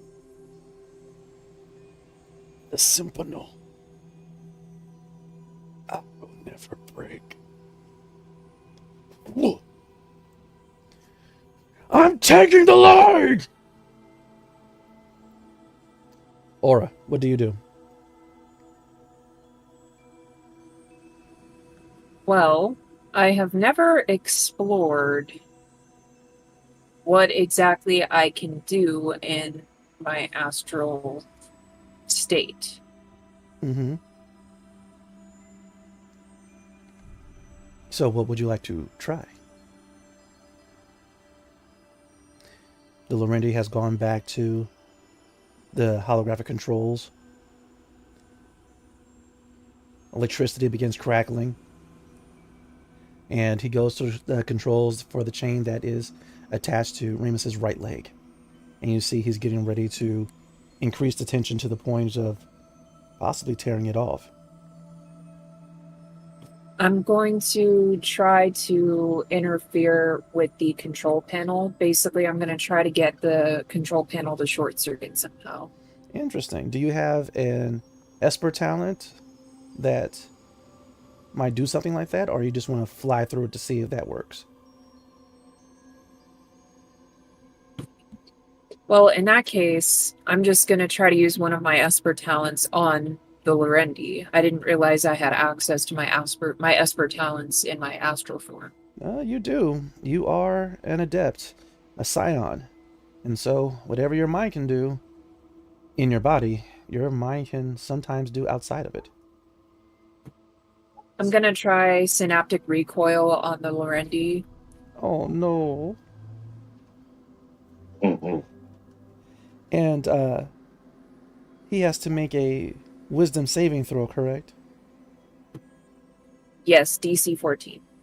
Oh, just DC 14, you say? And so, as soon as he's hovering his hand over the controls, with a DC of 14 that he has to beat, not even realizing you are there, he rolled a 4. What happens to him? Gonna be on So some it headache. says the target must make a wisdom saving throw. On a failed save, it takes 3d6 psychic damage and must immediately use its reaction, if available, to move as far as its speed allows away from you. The creature doesn't move into obviously dangerous ground. And then, yeah. Awesome. Go ahead and So- roll that damage. I'm going to use it at rank 2 so that it's 4d6 instead of Oh. just 3d6. Oh.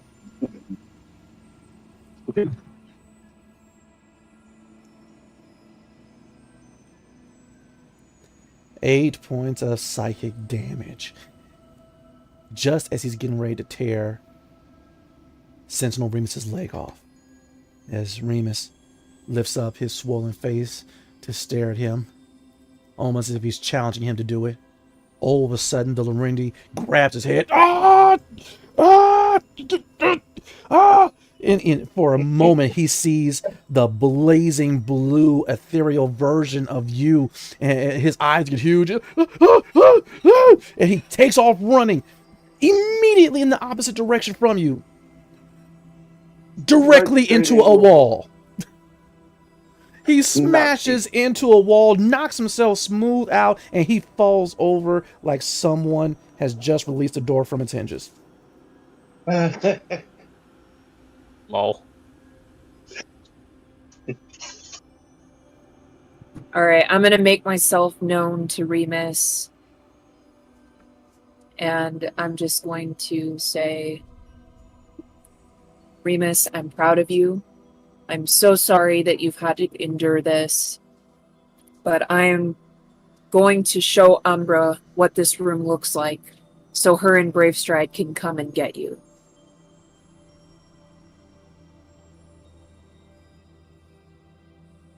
He looks up at you.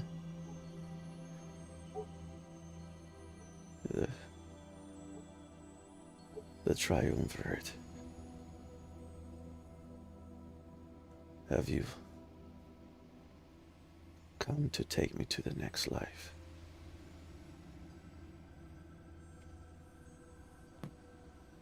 No, I have come to take you to another room, though.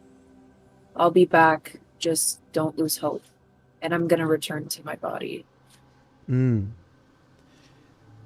go ahead and you return all the way back from space to the planet Vol, to the astral horizon, and it's a bit jarring. You kind of sway back almost as if you were tossed back into your seat, but Ori is instantly there to make sure you don't come out of your seat. Your Grace?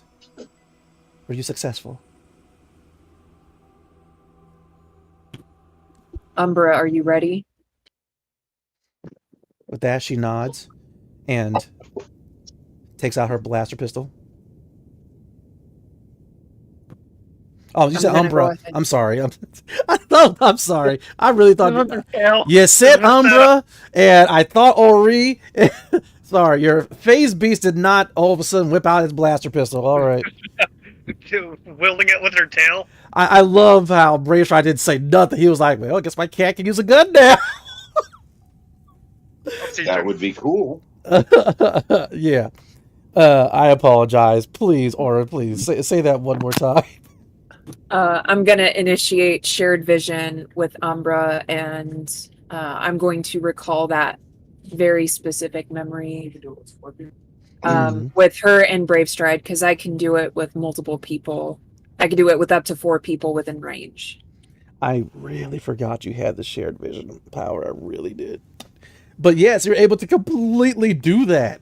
And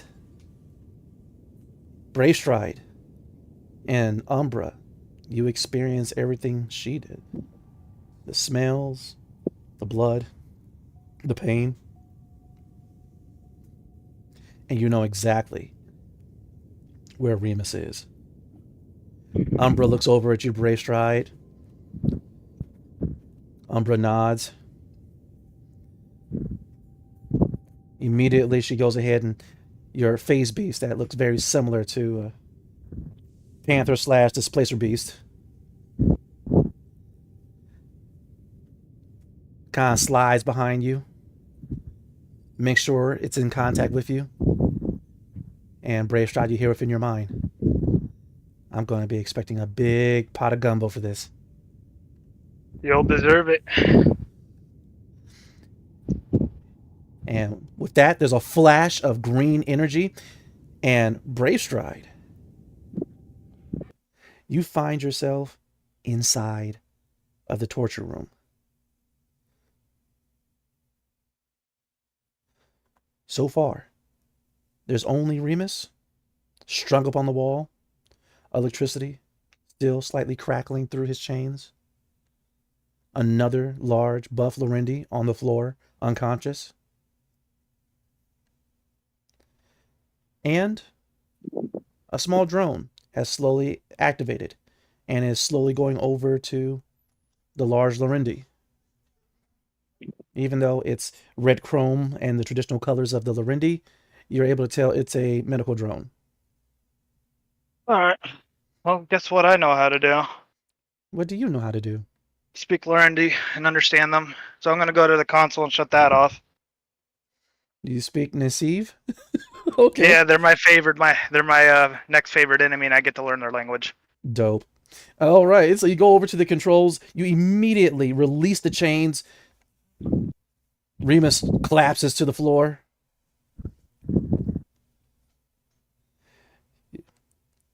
Where's Umbra? Umbra's right there next to you. She's like Okay, she's sitting. gonna cast the temporary HP ability she has on him. With that, she actually like, why? Because he's a fighter, and worst case scenario happen, at least you'll have hit points to get through it. Or health mending. The drone is now over the fallen Lorendi's face and is trying to slap him awake. I'll shut that off too. Can I do that through the control panel? Yeah. Yeah, shut that off. You go ahead, swipe to disable medical droid.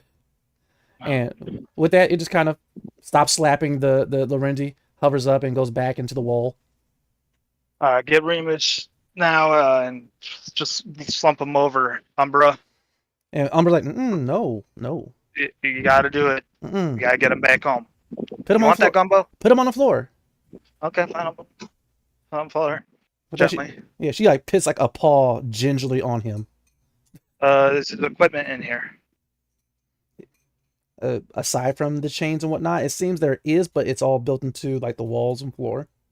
No. His equipment. His equipment. Oh, his equipment. Oh no, his equipment. I'm sorry, is not in there. No. I can't do much about that. All right, we're gonna teleport him back out. We're getting him home. So with that, Umbra puts the paw on him. Like, ew. There's a flash of green, and you guys appear in the infirmary of the Astral Horizon.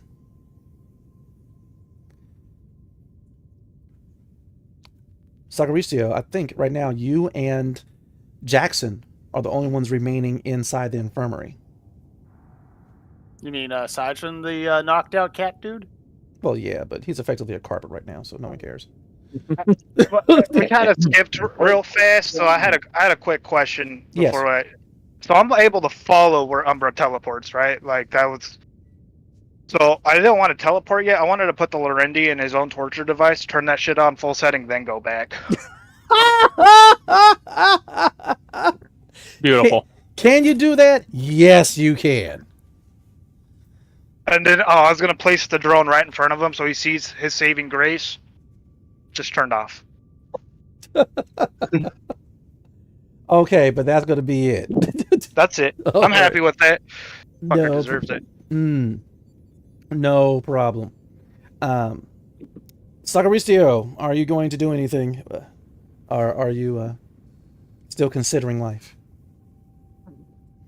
Well, let's see. Since at this point, I think the cures would have been done. I would be administering it to the knocked out Volna when they popped in. Ah, the test subject, correct? Yep. Okay. Sagaricio, please give me a roll of D100, please. No. Put Remus in the bed for him, and then I'll report to Laura. 88. Interesting. Okay. So, who's administering the cure to this Volna? Nah, I would, unless Brooke came back. She has not come back yet. All right, well, I'll at least have called her to the infirmary, but I'll start administering right now. Oh, okay. And so you go ahead and you administer it, and immediately you're looking at the scans for it. Immediately, it flows throughout the blood system of this Volna, and it begins attaching and interacting with the Volna's natural immune system. Finally, it seems to convinces the immune system that the C virus is actually not other white blood cells, but effectively a virus. And the immune system begins to attack it.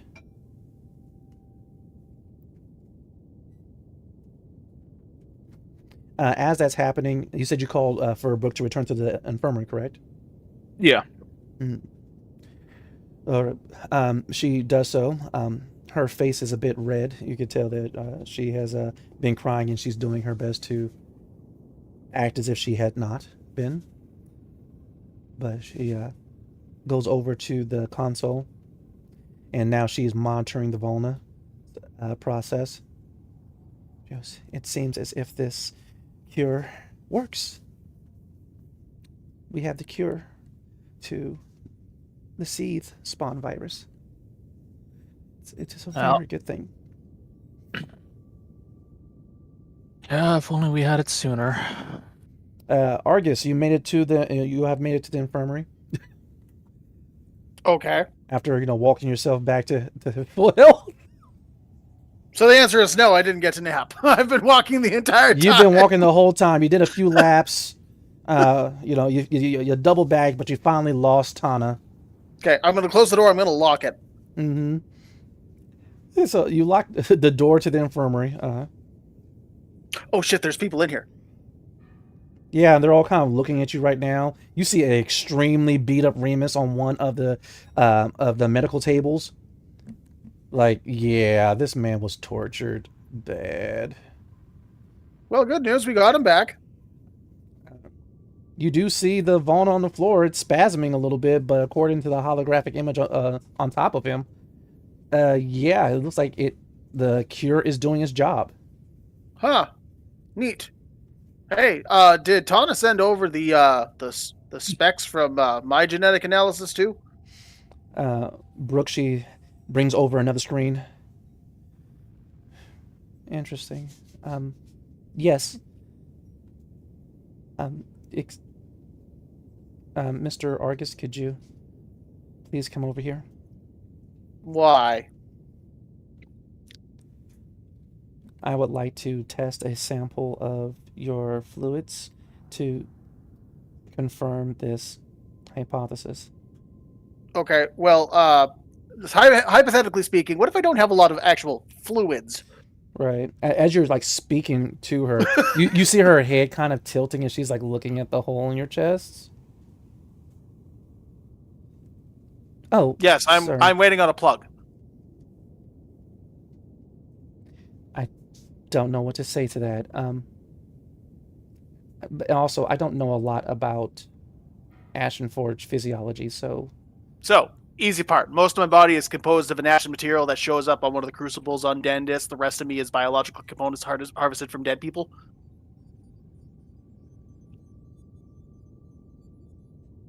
Why don't you have a seat, Mr. Argus? I feel immediately uncomfortable. Do you say that out loud? Yes. All right. And she tells you, I do too. And then she looks over at you, Sagaristio, and it looks like the Volna is coming too. And I could summon the gun if I have to. Anyway, he gets up and he's like rubbing, the injection spot. And he's like, did you defile me with your technology? No, just science. Now shut up, and I'll sit down. Watch your mouth, Ashen Forge. Or you'll do what? You see he begins to slide his claws out. I'll just stand up a little bit taller. You gonna try something, kitty? That's a hell of a Volna way to say thank you for saving my life, mister. Gee, I sure feel better now that I'm not dying of a virus. Volna are immune to Terran sickness. Oh, you're not immune to this. In fact, it probably would have been a second coming of the same thing that killed your people before. You speak of the cursed bioplague. Mm-hmm. What do you think the seed virus is?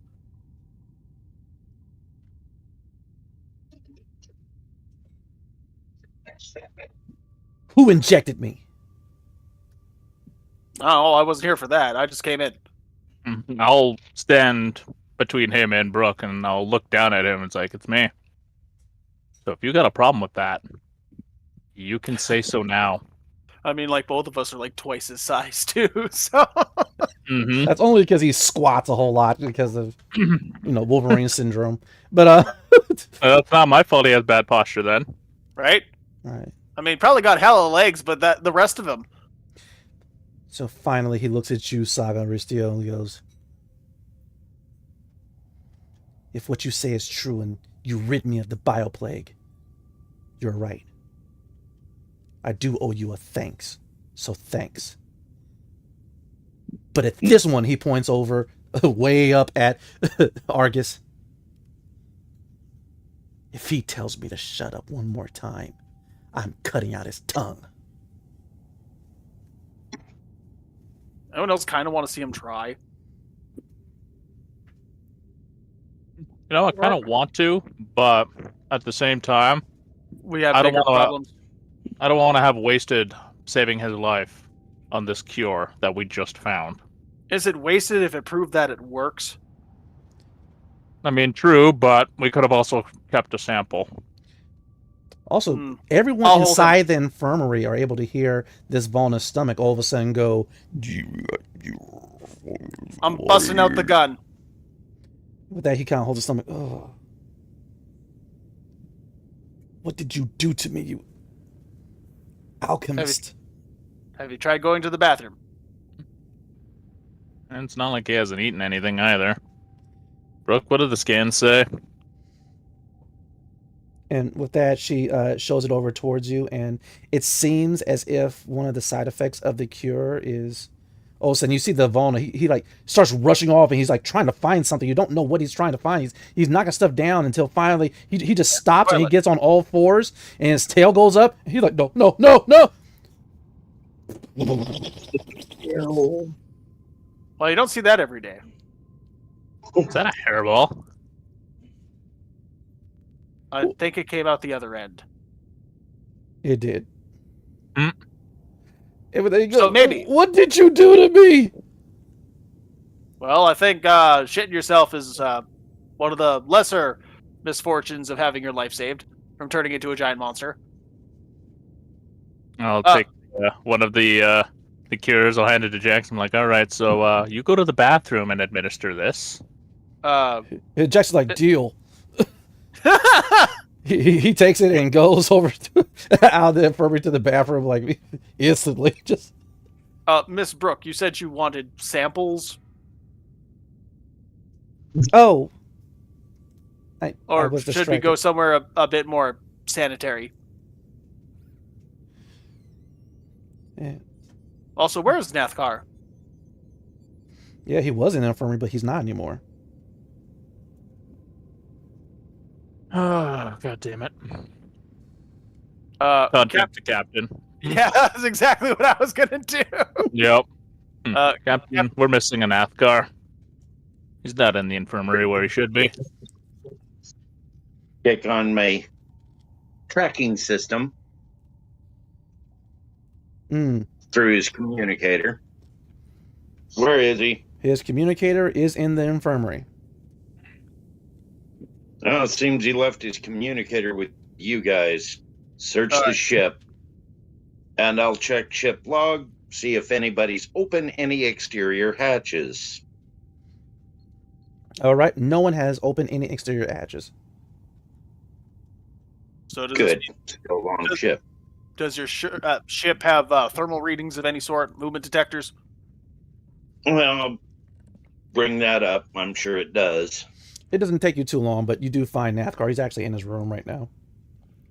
Well, He's in his room, guys. Go stab him. now, with the cure or violently? I You mean, pick. Well, he left quarantine. There- I'm confused on the protocol for this. Well, I'm mad at him for leaving the infirmary. So yeah, stab him in the ass for that. But the cure is working. very effectively and bowel movement violently. It is explosive. So Awesome. I'm having that sounds like Jackson a shitty administer his in the situation. bathroom. Soggy, I Oh. think you and I got some work to do to help patch up our peoples. Sagaristio, should you not be taking one of these as well? Oh, I'll be taking it as well. Well, sooner is better than later. As I'm like still holding the rifle as soon as I found out that Nathkar was missing. All of a sudden, Argus, something touches your backside. What is it? Sorry, it's Remus. When we can, he's like just trying to get your attention. Yes, soldier. How can I help you? As I'm trying to put on a calm face now. You see, he's trying to gesture for you to come closer because he can't really talk loud. I shall do so. You hear him ask you, "What is that smell?" It's shit. Probably a bit of shame mixed in with that, as I stab myself now with a cure. And you know what? It only vaguely smells better than you do right now. Is Aura safe? Yes. Is Brave Stride alive? I know you're not going to like the answer to this, but yes. Huh. I know, right? Now, you rest up, buddy. Otherwise, you're not going to be any help to anybody. As I'm going to like go over and grab one of the sleepy sniffers. The sleepy sniffers? Yeah, the med spray or whatever the fuck. The knockout gas. The chloroform. Dear heavens, which one? Pick one. Whichever Yes. one is closest. All right. Yeah, so far the hypo spray gun that he used to knock out the Volna. That is still crapping, by the way. Sleep now. Hold up. It's Remus. He's fighting it.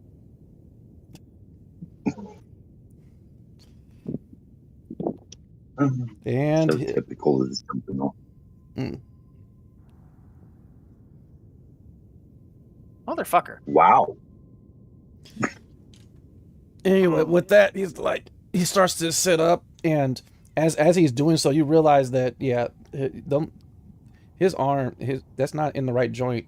Yeah, I'm gonna like just push him down with my hand and be like, "It is time to rest, soldier. You are not the only one who has been harmed." And I'm gonna like pull down my shirt a little bit so he can see the hole in my chest. So he looks at your hole.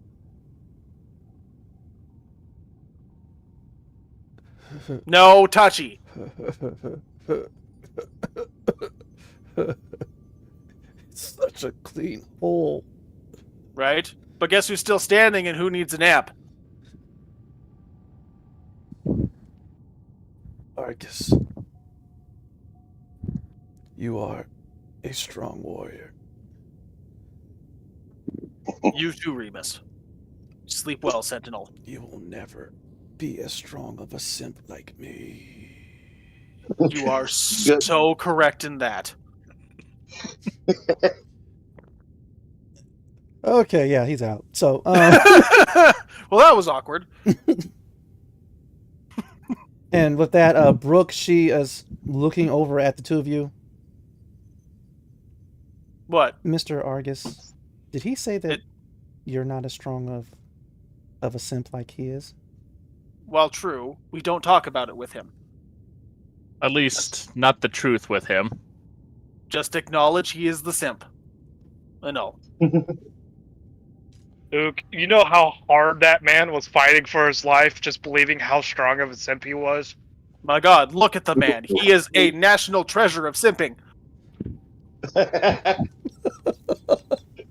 Yeah, the 21st century would have loved him. All right, Argus, give me that Constitution save. The DC is 18. For what? He knows. Ah, my camera. Hmm? And what do you mean he knows? Anyway, while that's happening, as a matter of fact, No, what do you mean he knows? I don't know. Argus, I need you to give me a roll of 1d4. But I'm sorry. Yeah. So Sagaristio, please, Constitution save. Oh, sorry. I heard you say Argus Constitution saving throw. I apologize. You You did. did say. I am tired. I apologize. Sagaristio, please, Constitution save DC 18. But I'm doing the D4. I'm doing the random D4. Okay. Yes. While that is happening, Then, Brave Stride. Yes. What are you and Aura doing? I'm reporting. Most definitely. While you're doing that, Use that inspiration I gave you, sir. Oh, yeah. Let her Didn't quite know. make it. Fine. Not in the best shape. He's in the infirmary, and his torture is going through the same process Ramus went through. also, Aura, you Good, are he suffering from a deserves level it. of exhaustion. But Sagaristio, I'm sorry you did not make it. You have 4 rounds to find a bathroom. I gave you the most rounds. Yep. And let's see, where would be closest? My quarters or Karita's? Fallows, probably. Actually, there's one in the infirmary, but Well, I could use think that. you- Unless Jackson went for it first. well, do you believe that's what he said Jackson did? I thought he said he went out of the infirmary to go find one. this is true. Actually, he went to his room. Okay. All right. Well, I'll just use the infirmary one then. Sounds good. All right. How much more of the ship have I fixed? So far, go ahead and roll another 2 D10. In the meantime, I am going to go approach Nathkar with one of the serums after I give Brooke a sample. And so Sagaristio goes off to the refresher. business. Well, 15 points or 25 points. All right. Finally, Brooke goes over and she thanks you, Mr. Argus, for the sample, and she begins plugging in its molecular structure. Please, you do not have to call me Mr. I am merely Argus. It is a chosen name. Do you know that it's a brand of weaponry? I do. It's my favorite. Oh, well, that makes more sense. As I point to the insignia on my shiny white rifle that I'm holding out.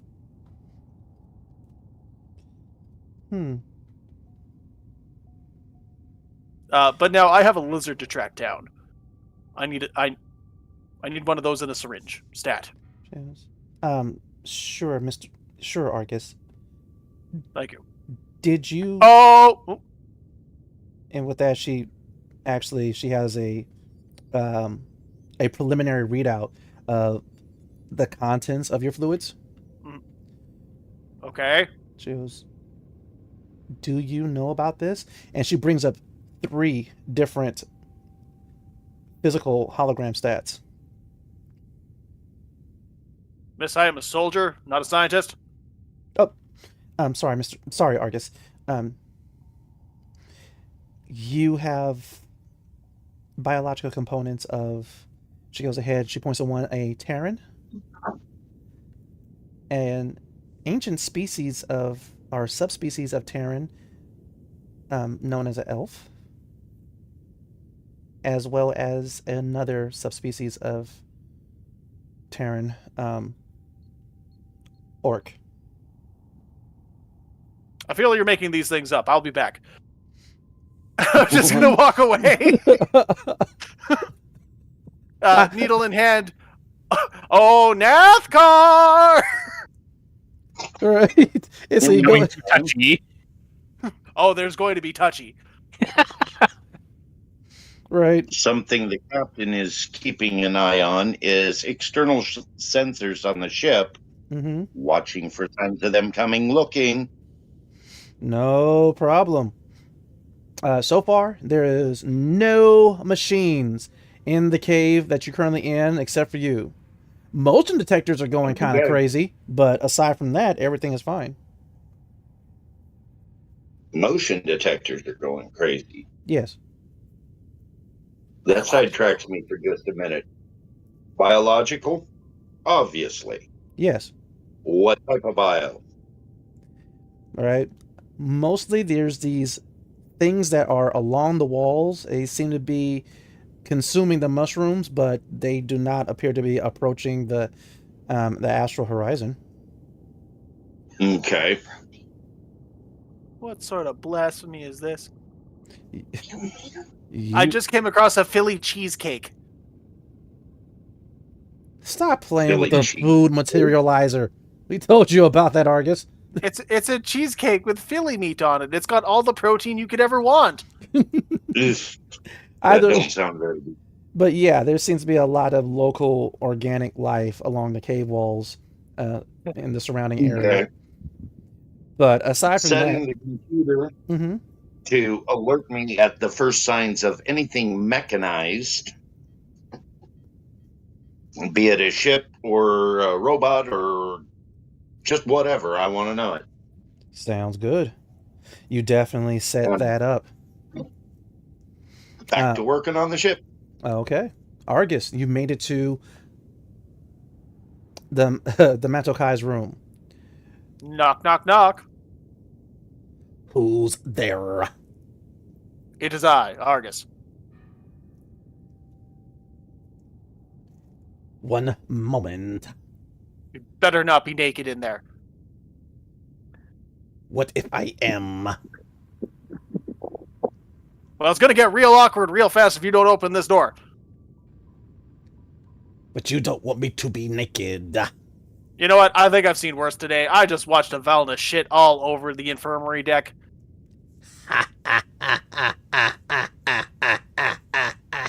So you're gonna open the door now? But then he goes there, opens up the door, and yeah, he's naked. Also, Okay. you see, there's a lot of candles and weird symbols on the floors and walls.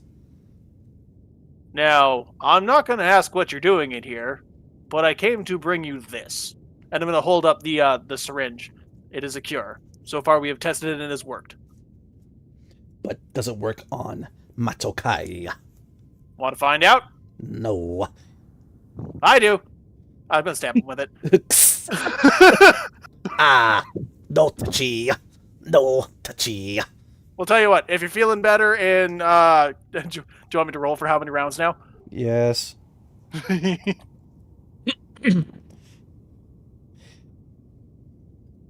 You got a little bit to find a bathroom. What did you said this was the cure? It is. But there's a side effect. Remember I said the Volna shit all over the floor? You got X amount of seconds counting. When you feel better, I'll let you touch my hole. And I'm going to close the door and walk away. Why did you... Oh. Yeah, as you're walking away, he does it. No.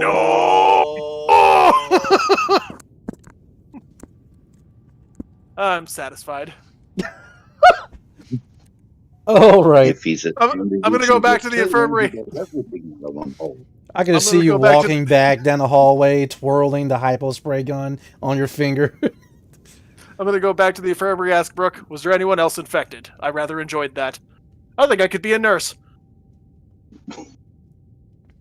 My bedside manner, impeccable.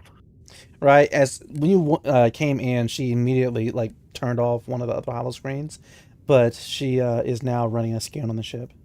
What was that? It was nothing. No. You can talk to me. I might not be all that smart, but I'm not stupid. She looks around and she sees a couple of the cleaning droids are helping clean up the mess across the infirmary. A very upset Volna is swatting them away. Let them do their work. Are you done yet? He appears to be done, though he has slipped and fallen into it multiple times. There's a shower over there. Clean yourself up. He yells across. Also, has a Volna ever experienced a hot water shower? Where's the nearest river? Go in there and turn the handle on the right about a quarter of the way. You'll get warm water. With that, he just refuses your technology, and he begins licking himself clean. I'm going to grab him by the scruff of the neck, take him into the goddamn shower, and show him how to use it.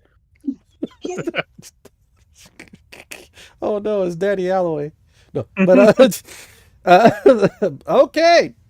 Well, I wasn't expecting this. As you rush over there as he was getting ready to lick himself clean. He better not run. Roll initiative. Motherfucker. As soon as you come over there, he sees it and he was like, finally. Not terrible.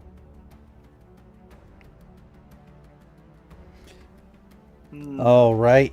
As soon as you come close, he immediately whips out his claws and attempts to scratch you. Well, that will hit.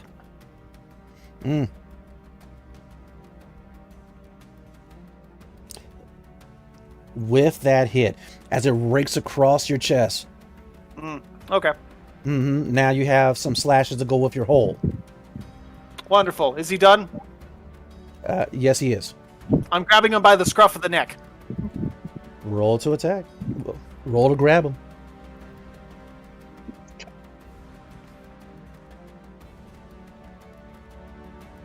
$25? Oh wow! That's what it looks like, yeah. Good. Okay. I'm hoping that's good enough that we're just going to get past this right now, and he's going to kick and scream up until I show him warm water comes out of this. Most definitely. And so with that, he goes for the scratch and it goes across your chest. You just kind of look at it, then grab him by the scruff and start dragging him, and he says, all right, as he is just flailing all about the place. So long story short, he does scratch you a whole lot more times. The total is still 5. Right, but you take him over towards the sonic refresher. All right, the door dematerializes. You toss him in. All right, it materializes. You use the exterior controls. He's in there like, let me out!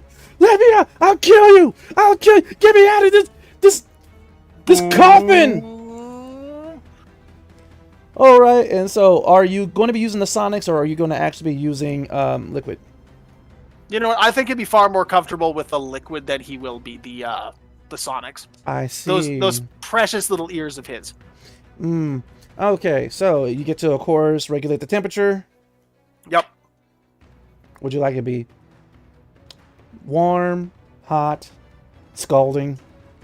Let's start with warm, and then like slowly move it up as he calms down and finds out what the fuck's going on. All right, so you go ahead, you turn it to warm, and immediately you go ahead and hit the shower button, and his flailing and screaming inside actually increases. Wonderful. I'm just gonna like stand out by the door. It's like, you realize it's draining too, right? You're not gonna drown. Let me out of this death trap! Not a death trap. Wash the shit off of you. When I get out of here, going to claw your eyes out. When you stop smelling like shit, we'll talk. It's natural. I'm not gonna say anything. I'm just gonna let him fucking soak. All right. Yeah, and so after a little bit more flailing, it goes really quiet in there. I know you're pouting, but it's for your own good. And he slashes the wall. He goes back to pouting. I'm not hearing any scrubbing. A trapped cat does not scrub. I could, I'm gonna switch it to cold. I'm going to switch the water to cold. If you do not start scrubbing, it's going to get a lot less pleasant for you.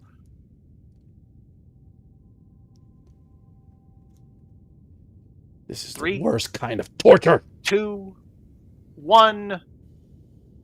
Do your worst. Ice cold. Oh, that's cold. Yeah, he's trying to climb, but unfortunately, it's sealed from top to bottom. And so, yeah, he's not be able to get away. There's more screaming and more scratching. I'm going to slowly start dialing the temperature back up and see if he calms down. Well, he has stopped trying to escape for right now. And now you just hear... Meow! Can we mute him?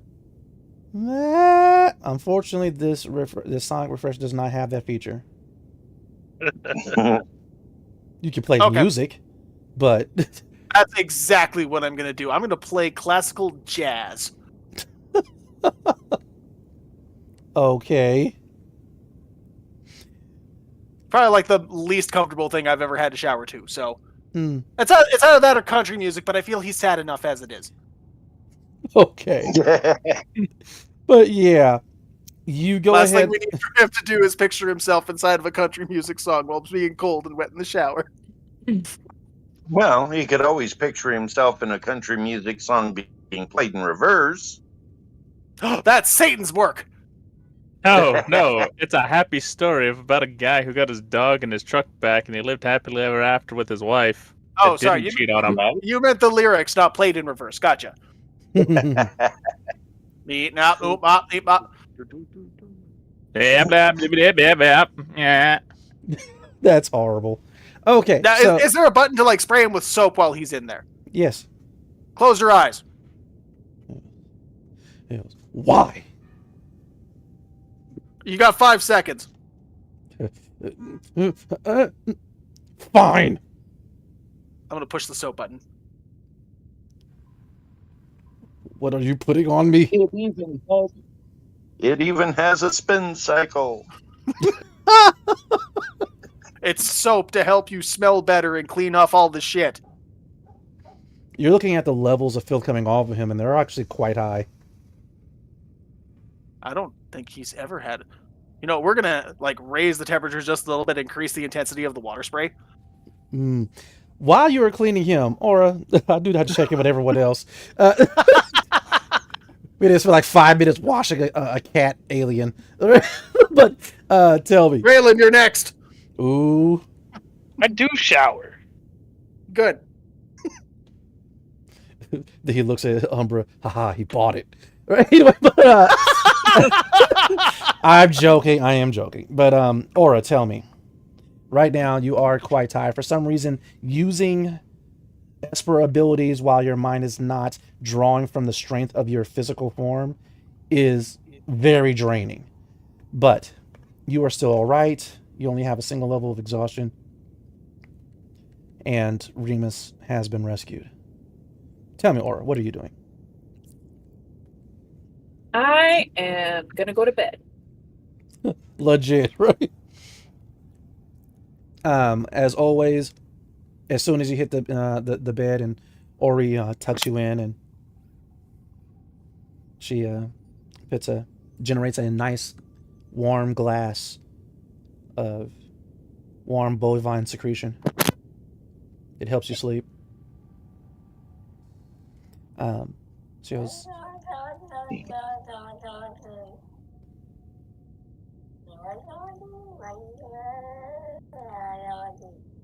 okay. Yeah, that's the sound of the Volna in the Sonic Refresher right there. There it is. But I got so confused for a second. me My plot too. worked. I had no idea where that was coming from. I'm like, wait a minute, where is that sound coming from? Is it excellent timing as you guys are able to hear this Volna scream through the walls of the Astral Horizon. But but with that, Ori, she turns to you. Your Grace, would you like a bedtime story to help you sleep?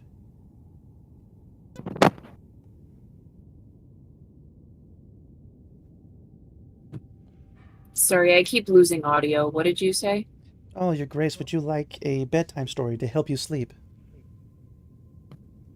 I'm honestly pretty wiped. I think I'm okay, Ori. Thank you though, I appreciate it.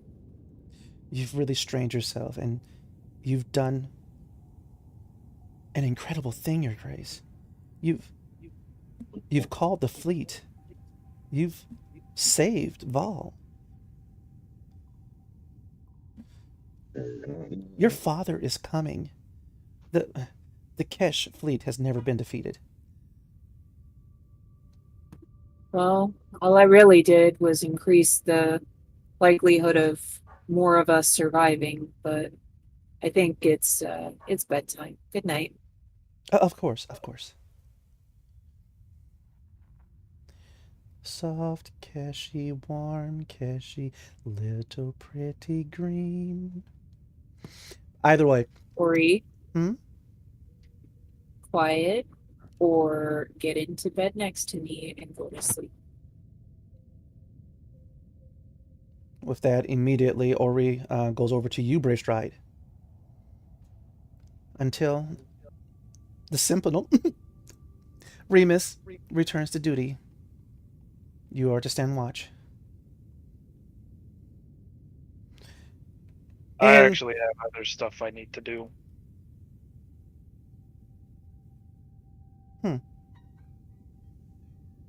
Remus will be back on his feet in no time. then I will keep watch. Yes, I must talk to the pack. They don't know about the cash coming yet, and also we still have jammers to deal with. We won't be able to communicate with them.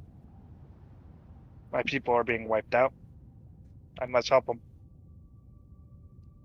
Do not forget, you are the brand of the cash. You I do am have a bound to duty. first. Ori looks over at Aura, who is already sound asleep.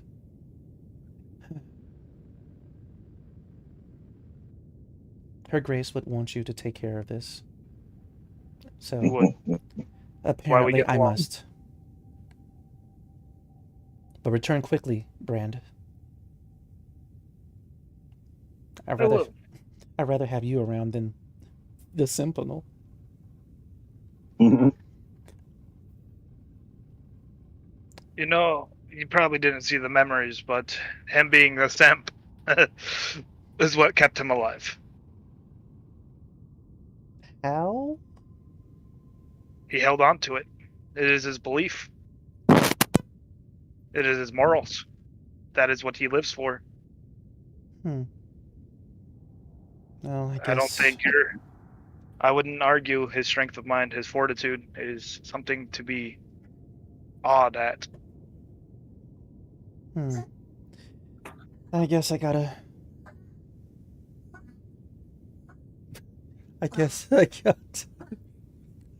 It's Sorry. funny. I'm sorry. But My cat is...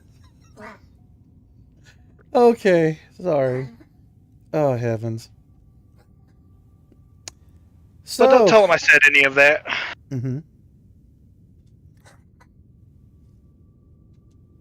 Well, I'm going to call for the pack. With that, she actually grabs you before you leave, and... Your visage is upon me as mine is upon you. As she gives you the formal greeting and goodbye of the Kesh. Well, since I don't know how to respond, I just nod. She just shakes her head. Volna.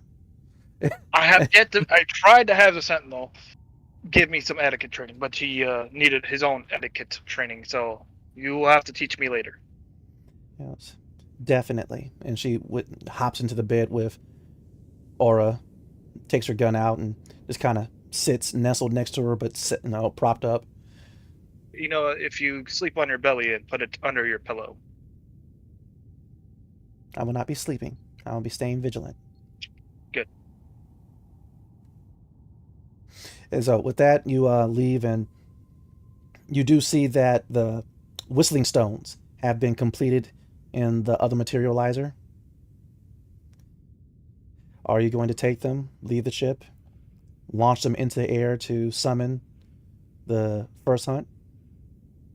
Well, right now we're in a cave. We're in the labyrinth. But I need to talk to my party, my pack.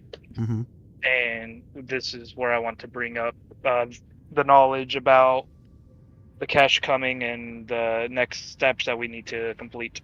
Sounds good. Do you raise the captain on your communicator then? I do. All right. Captain, you're actually... Found it. There you go.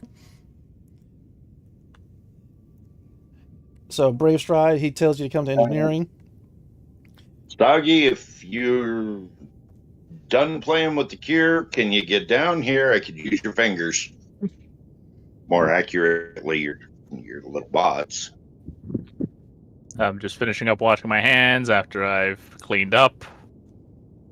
Understood. I'll be down. Jackson, you too. All right. He's saying here, as soon as you say that, you like kind of startle him because he was in the bathroom doing some things. But yeah.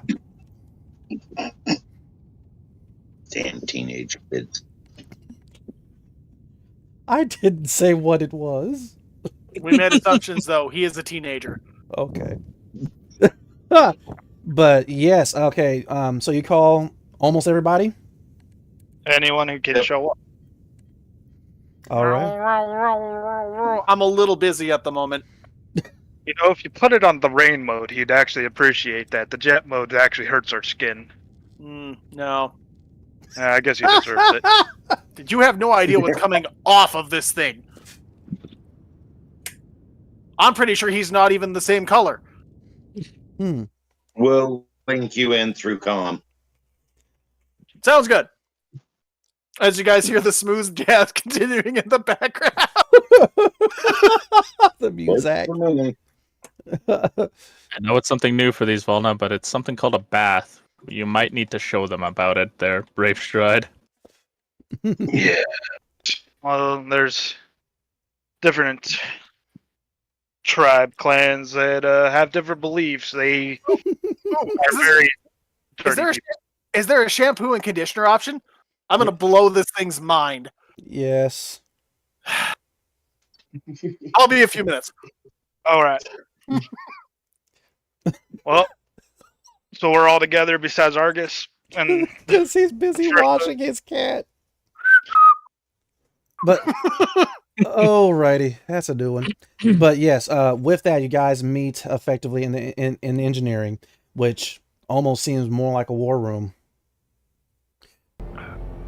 So tell me, Captain, what do you do? Well, I'm still trying to fix things as I go. Mm-hmm. So what's the new words? And continue trying to play with shit to fix it. And I'll give the captain a hand, because while he's doing a pretty decent job of fixing his own ship, getting some of these systems back online is going to take a more technical hand. Sounds good. Jackson, he arrives a little bit late, and he shifts his belt over to effectively tinker mode, and he begins giving a hand. Brave Stride. I thought you were going to say he shifted it over to cover something. First of all, if that man's able to do that after having the most horrendous shits of his life, kudos, but disgusting. Don't He judge. was thinking of Blumpkins. Don't judge a kink. All right, we do not kink shame here. But we will judge heavily. So Yeah, Anyway, back on the ranch where the mines are clean and the grass is green. it's bullshit. Fall lies. Brave Stride. Brave Stride. What do you inform your pack? all right, the cash is on their way. Yay. However, we have jammers out there. Ooh, Yep. jam.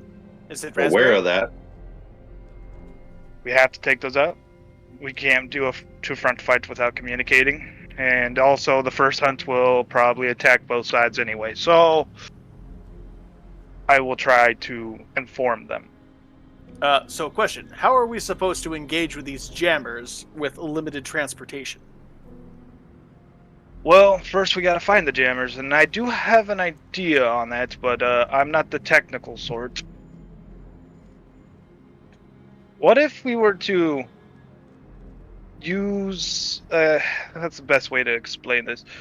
We know we're being jammed on a lot of frequencies, but what if we were to keep trying to find the strongest point we're being jammed? So Basically, triangulation is what you're talking about. yes. I believe Tana might be able to help you with this. I mean, Don't we tell won't instead of getting past it, find where the source is coming from. I'm sure we can do something with that. Should be able to with just ship sensors. We do that. I know the lay of the land. I'm not expecting you to help me save my people, but I have to save them. Well, it's in part because we're here that these guys are doing this. Incorrect. There was already a core stone here. They were already a target. Yeah, They're just a Yeah. bigger target Then they now found because out. of the second. But we are not. Are we not part of the same pack? Am I misunderstanding this Good. term? On the Valna's way, you are part of my pack and have a higher social standing. Social standing or not, we are here as family, correct? Correct. Well then, I stand beside you while I scrub this dirty beast.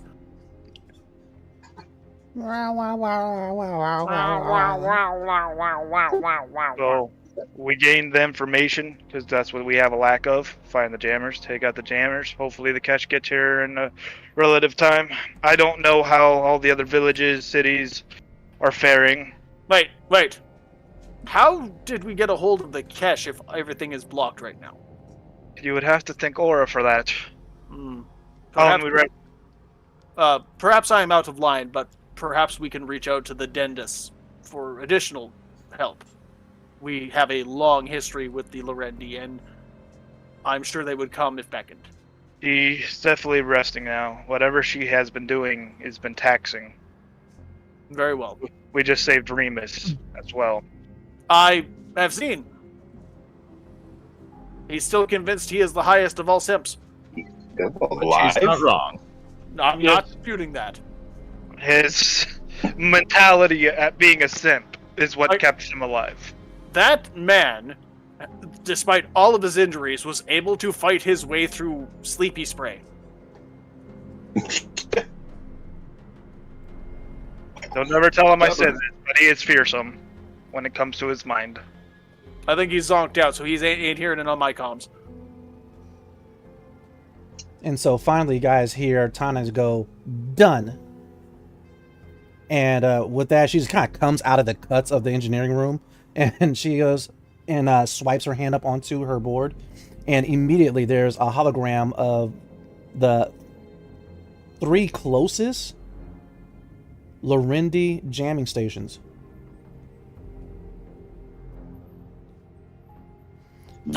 You know anything about cloaking technology, Sug? I do, against my better judgments. Anyway, she goes, It'd be a big help getting this beastie out of this cavern. And without the guns on the ship, I don't think we're going to take those. Honestly, if we start firing the guns, that just draws more attention. Yep. Right. We're a single ship captain. As much as we are badasses, I don't think this ship can take on a fleet. and with I that, believe finally, that fact is already proven. you guys see Tana's hand like constantly going up and down. Ooh, ooh, ooh, ooh, ooh, ooh, ooh. Yes, Yeah, the little sure, one in the one. back. She goes, you tall people are so dumb. Look, and immediately she goes ahead. Look, these jamming stations, they're letting out a jamming frequency in a sphere form, but they didn't take into account the fact that beneath the surface of Val are a entire series and network of caves. Their jamming signal is mapping the Twilight Labyrinth. Okay, Really? I'll put it into context for you. And immediately you see that she's actually able to trace a path through the Twilight Labyrinth network of caves under the surface of Val to various jamming stations. We don't even have to leave the cave systems. No, it would just require a few key points of explosions to cause the Earth to crumble. Are Yeah, we'd have these to worry about- caverns he's got picked out, mapped out, big enough to fly the ship through? Only one. The other ones are too small. That will be our last one then, so we can bail out.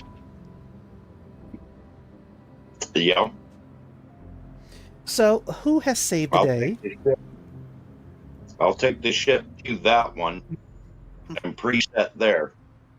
And then we can About send how out long do you think it small would strike take you to parties. cover the distance to the other two? Will we not be able to relay the detonation so that we can do the farthest ones first and then escape through the last one while they detonate in sequence? That's kind of why I'm wondering how long it's going to take you on foot to get to the other two. Well, but if we Because do the it only one... way I see us doing this is to time it. Well, the thing is, if we can set up the relays appropriately, we could detonate them basically all at the same time. They would never know one of them goes down until they all go down. That's true. That's actually a valid point. If they start seeing their jammers go down, they're either going to put a repair crew on it, or they're going to fortify the rest of them. I'm more worried about Right. reinforcements showing at the other ones. Anyway, with that, you guys are receiving a communique from Nathkar. Well, he lived. Open the channel and What is going on? And what did you inject me with? It was a cure. The side effect is pooping yourself. Congratulations, you it's only survived. temporary, from what I understand. Argus, you Alright. are an anus hole. Actually, since we caught it in its early stages, we've pretty much wiped it out. It just... Yes, I am an anus hole for saving your life, Navgar. No, for not warning me about the side effects. I gave you a countdown, didn't I? After you injected me. Yep, couldn't take the chance. Hey, NASCAR, question for you. Yes. Could you use a jammer to find other jammers and to connect them communication wise and give us the ability to use jammers to use as information relay of where combatants are? He is asking if you can use it to create a radar for combatants. No. Lame. Are you able to set up a timed relay so that we are able to detonate multiple points at the same time within the cave structure? Yes.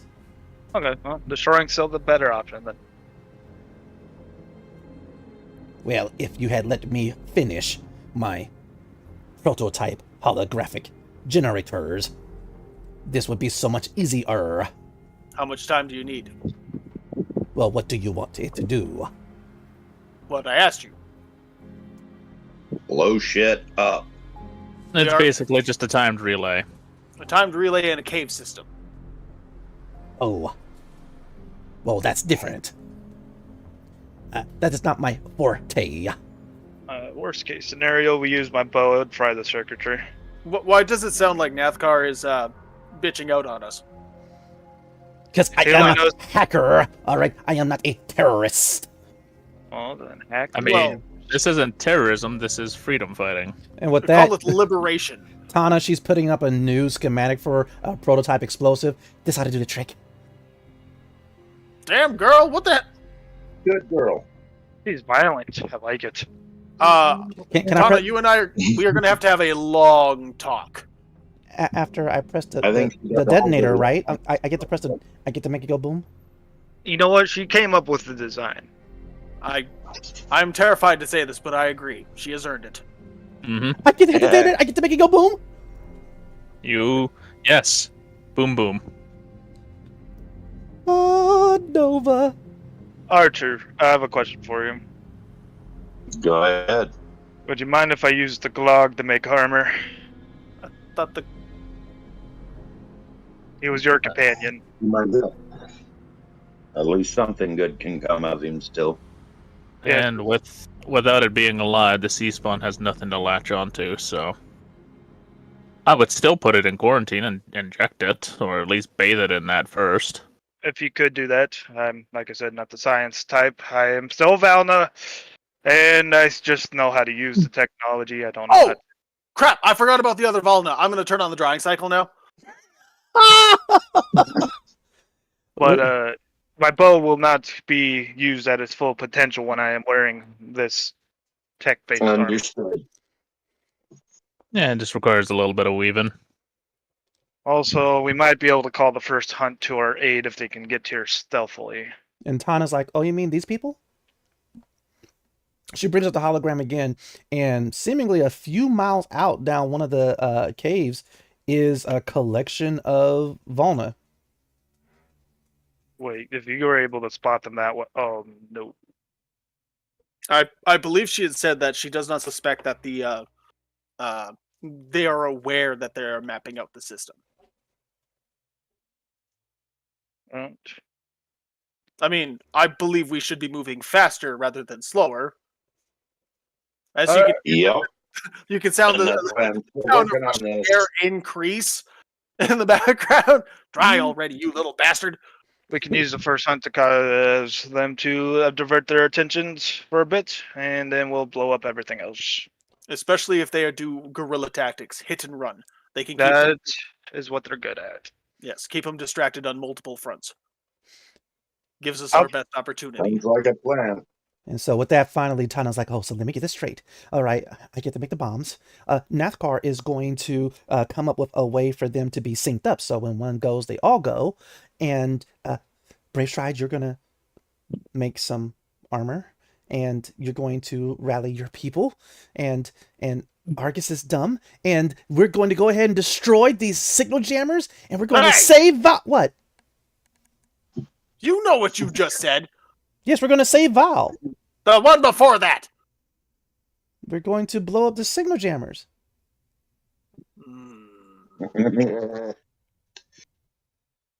She's getting short with you again, big guy.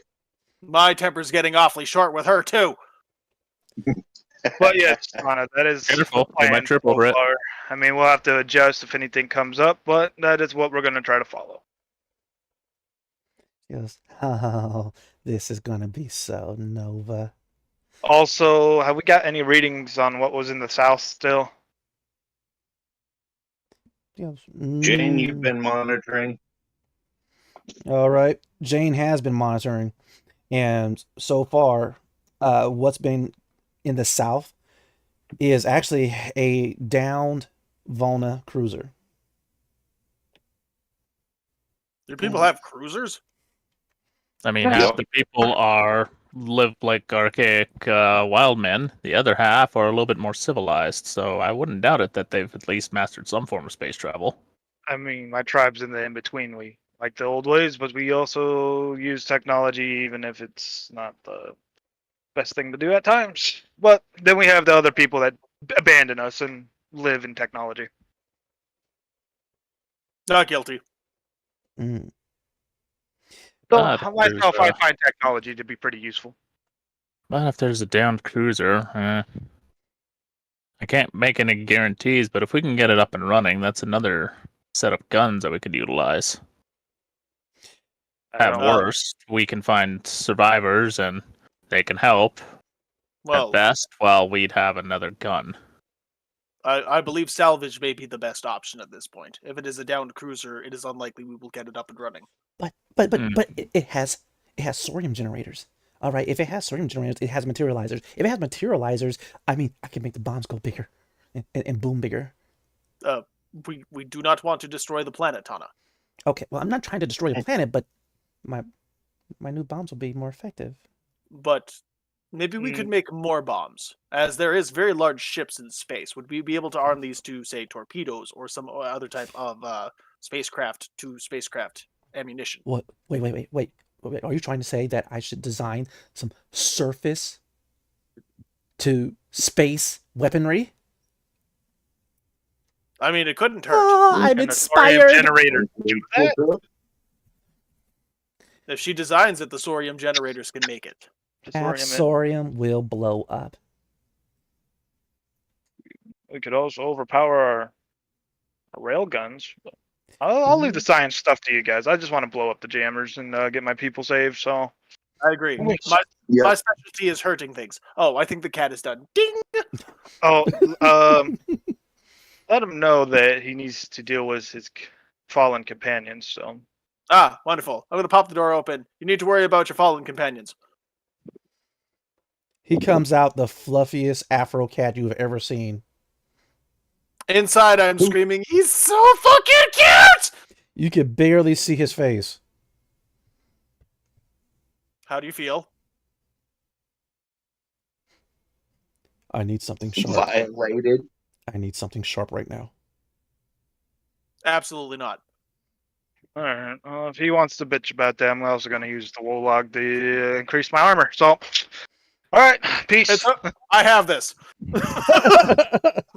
But with that, you guys go off to your separate tasks.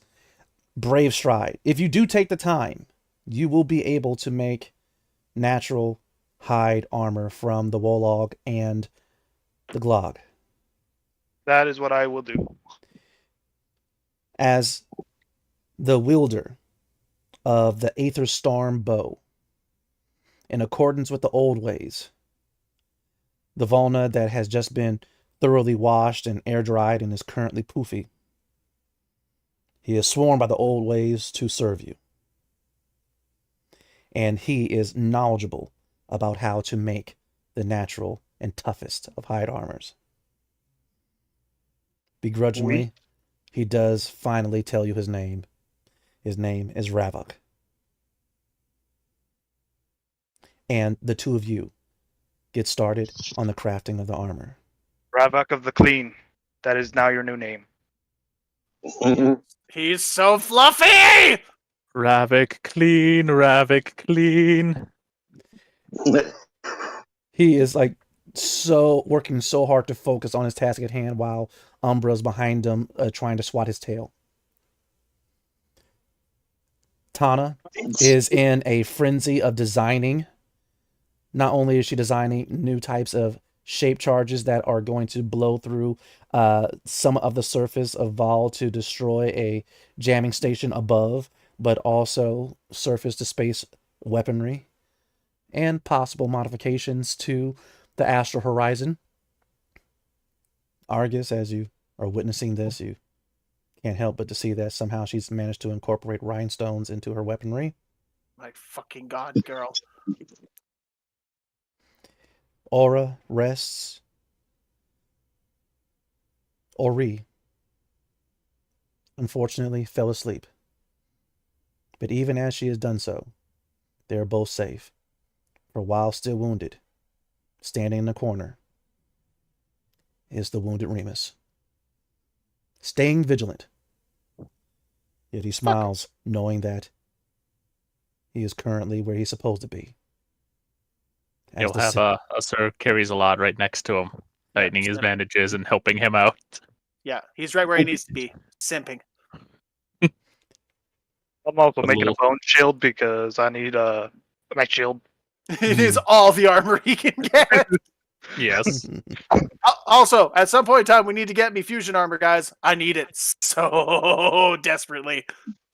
Nathkar is putting away all of his ceremonial candles and markings. He says another prayer, seeing as how the last one worked, while he uses a bit of sorium to generate a few more cleaning drones for his bathroom.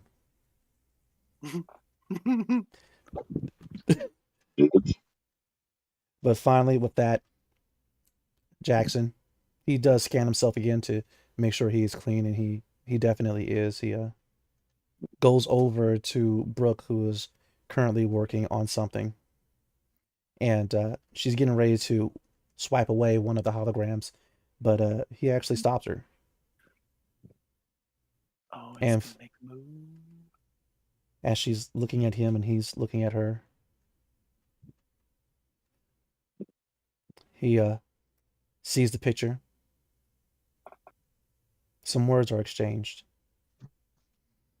And then Brooke cries onto his shoulder and he just holds her. But as those preparations are taking place, the camera pulls away from the astral horizon, from the network of caves that is the Twilight Labyrinth, away from Vol itself, to the various red ships surrounding the planet. When all of a sudden, on the bridge of the capital ship, flashes of red New holograms are appearing. Reports are coming in. The Kesh fleet is here. Yes. The battle starts immediately. Ships begin to explode. The captain begins yelling orders. Ships begin changing their positions. The camera takes itself away from the Lorendi capital ship through space to the massive royal ship of the Kesh, to its bridge,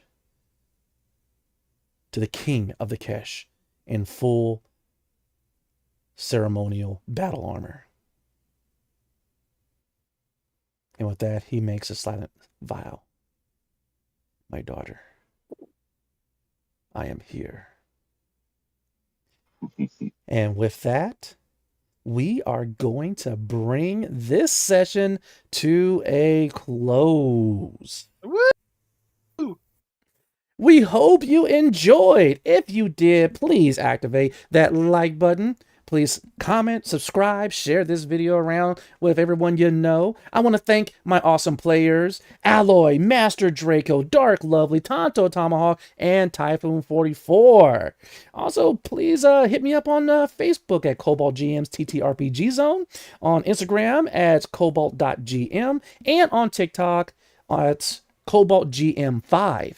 Until next time, have a great night, and let's level up together. Bye. Good night. Bye. Later.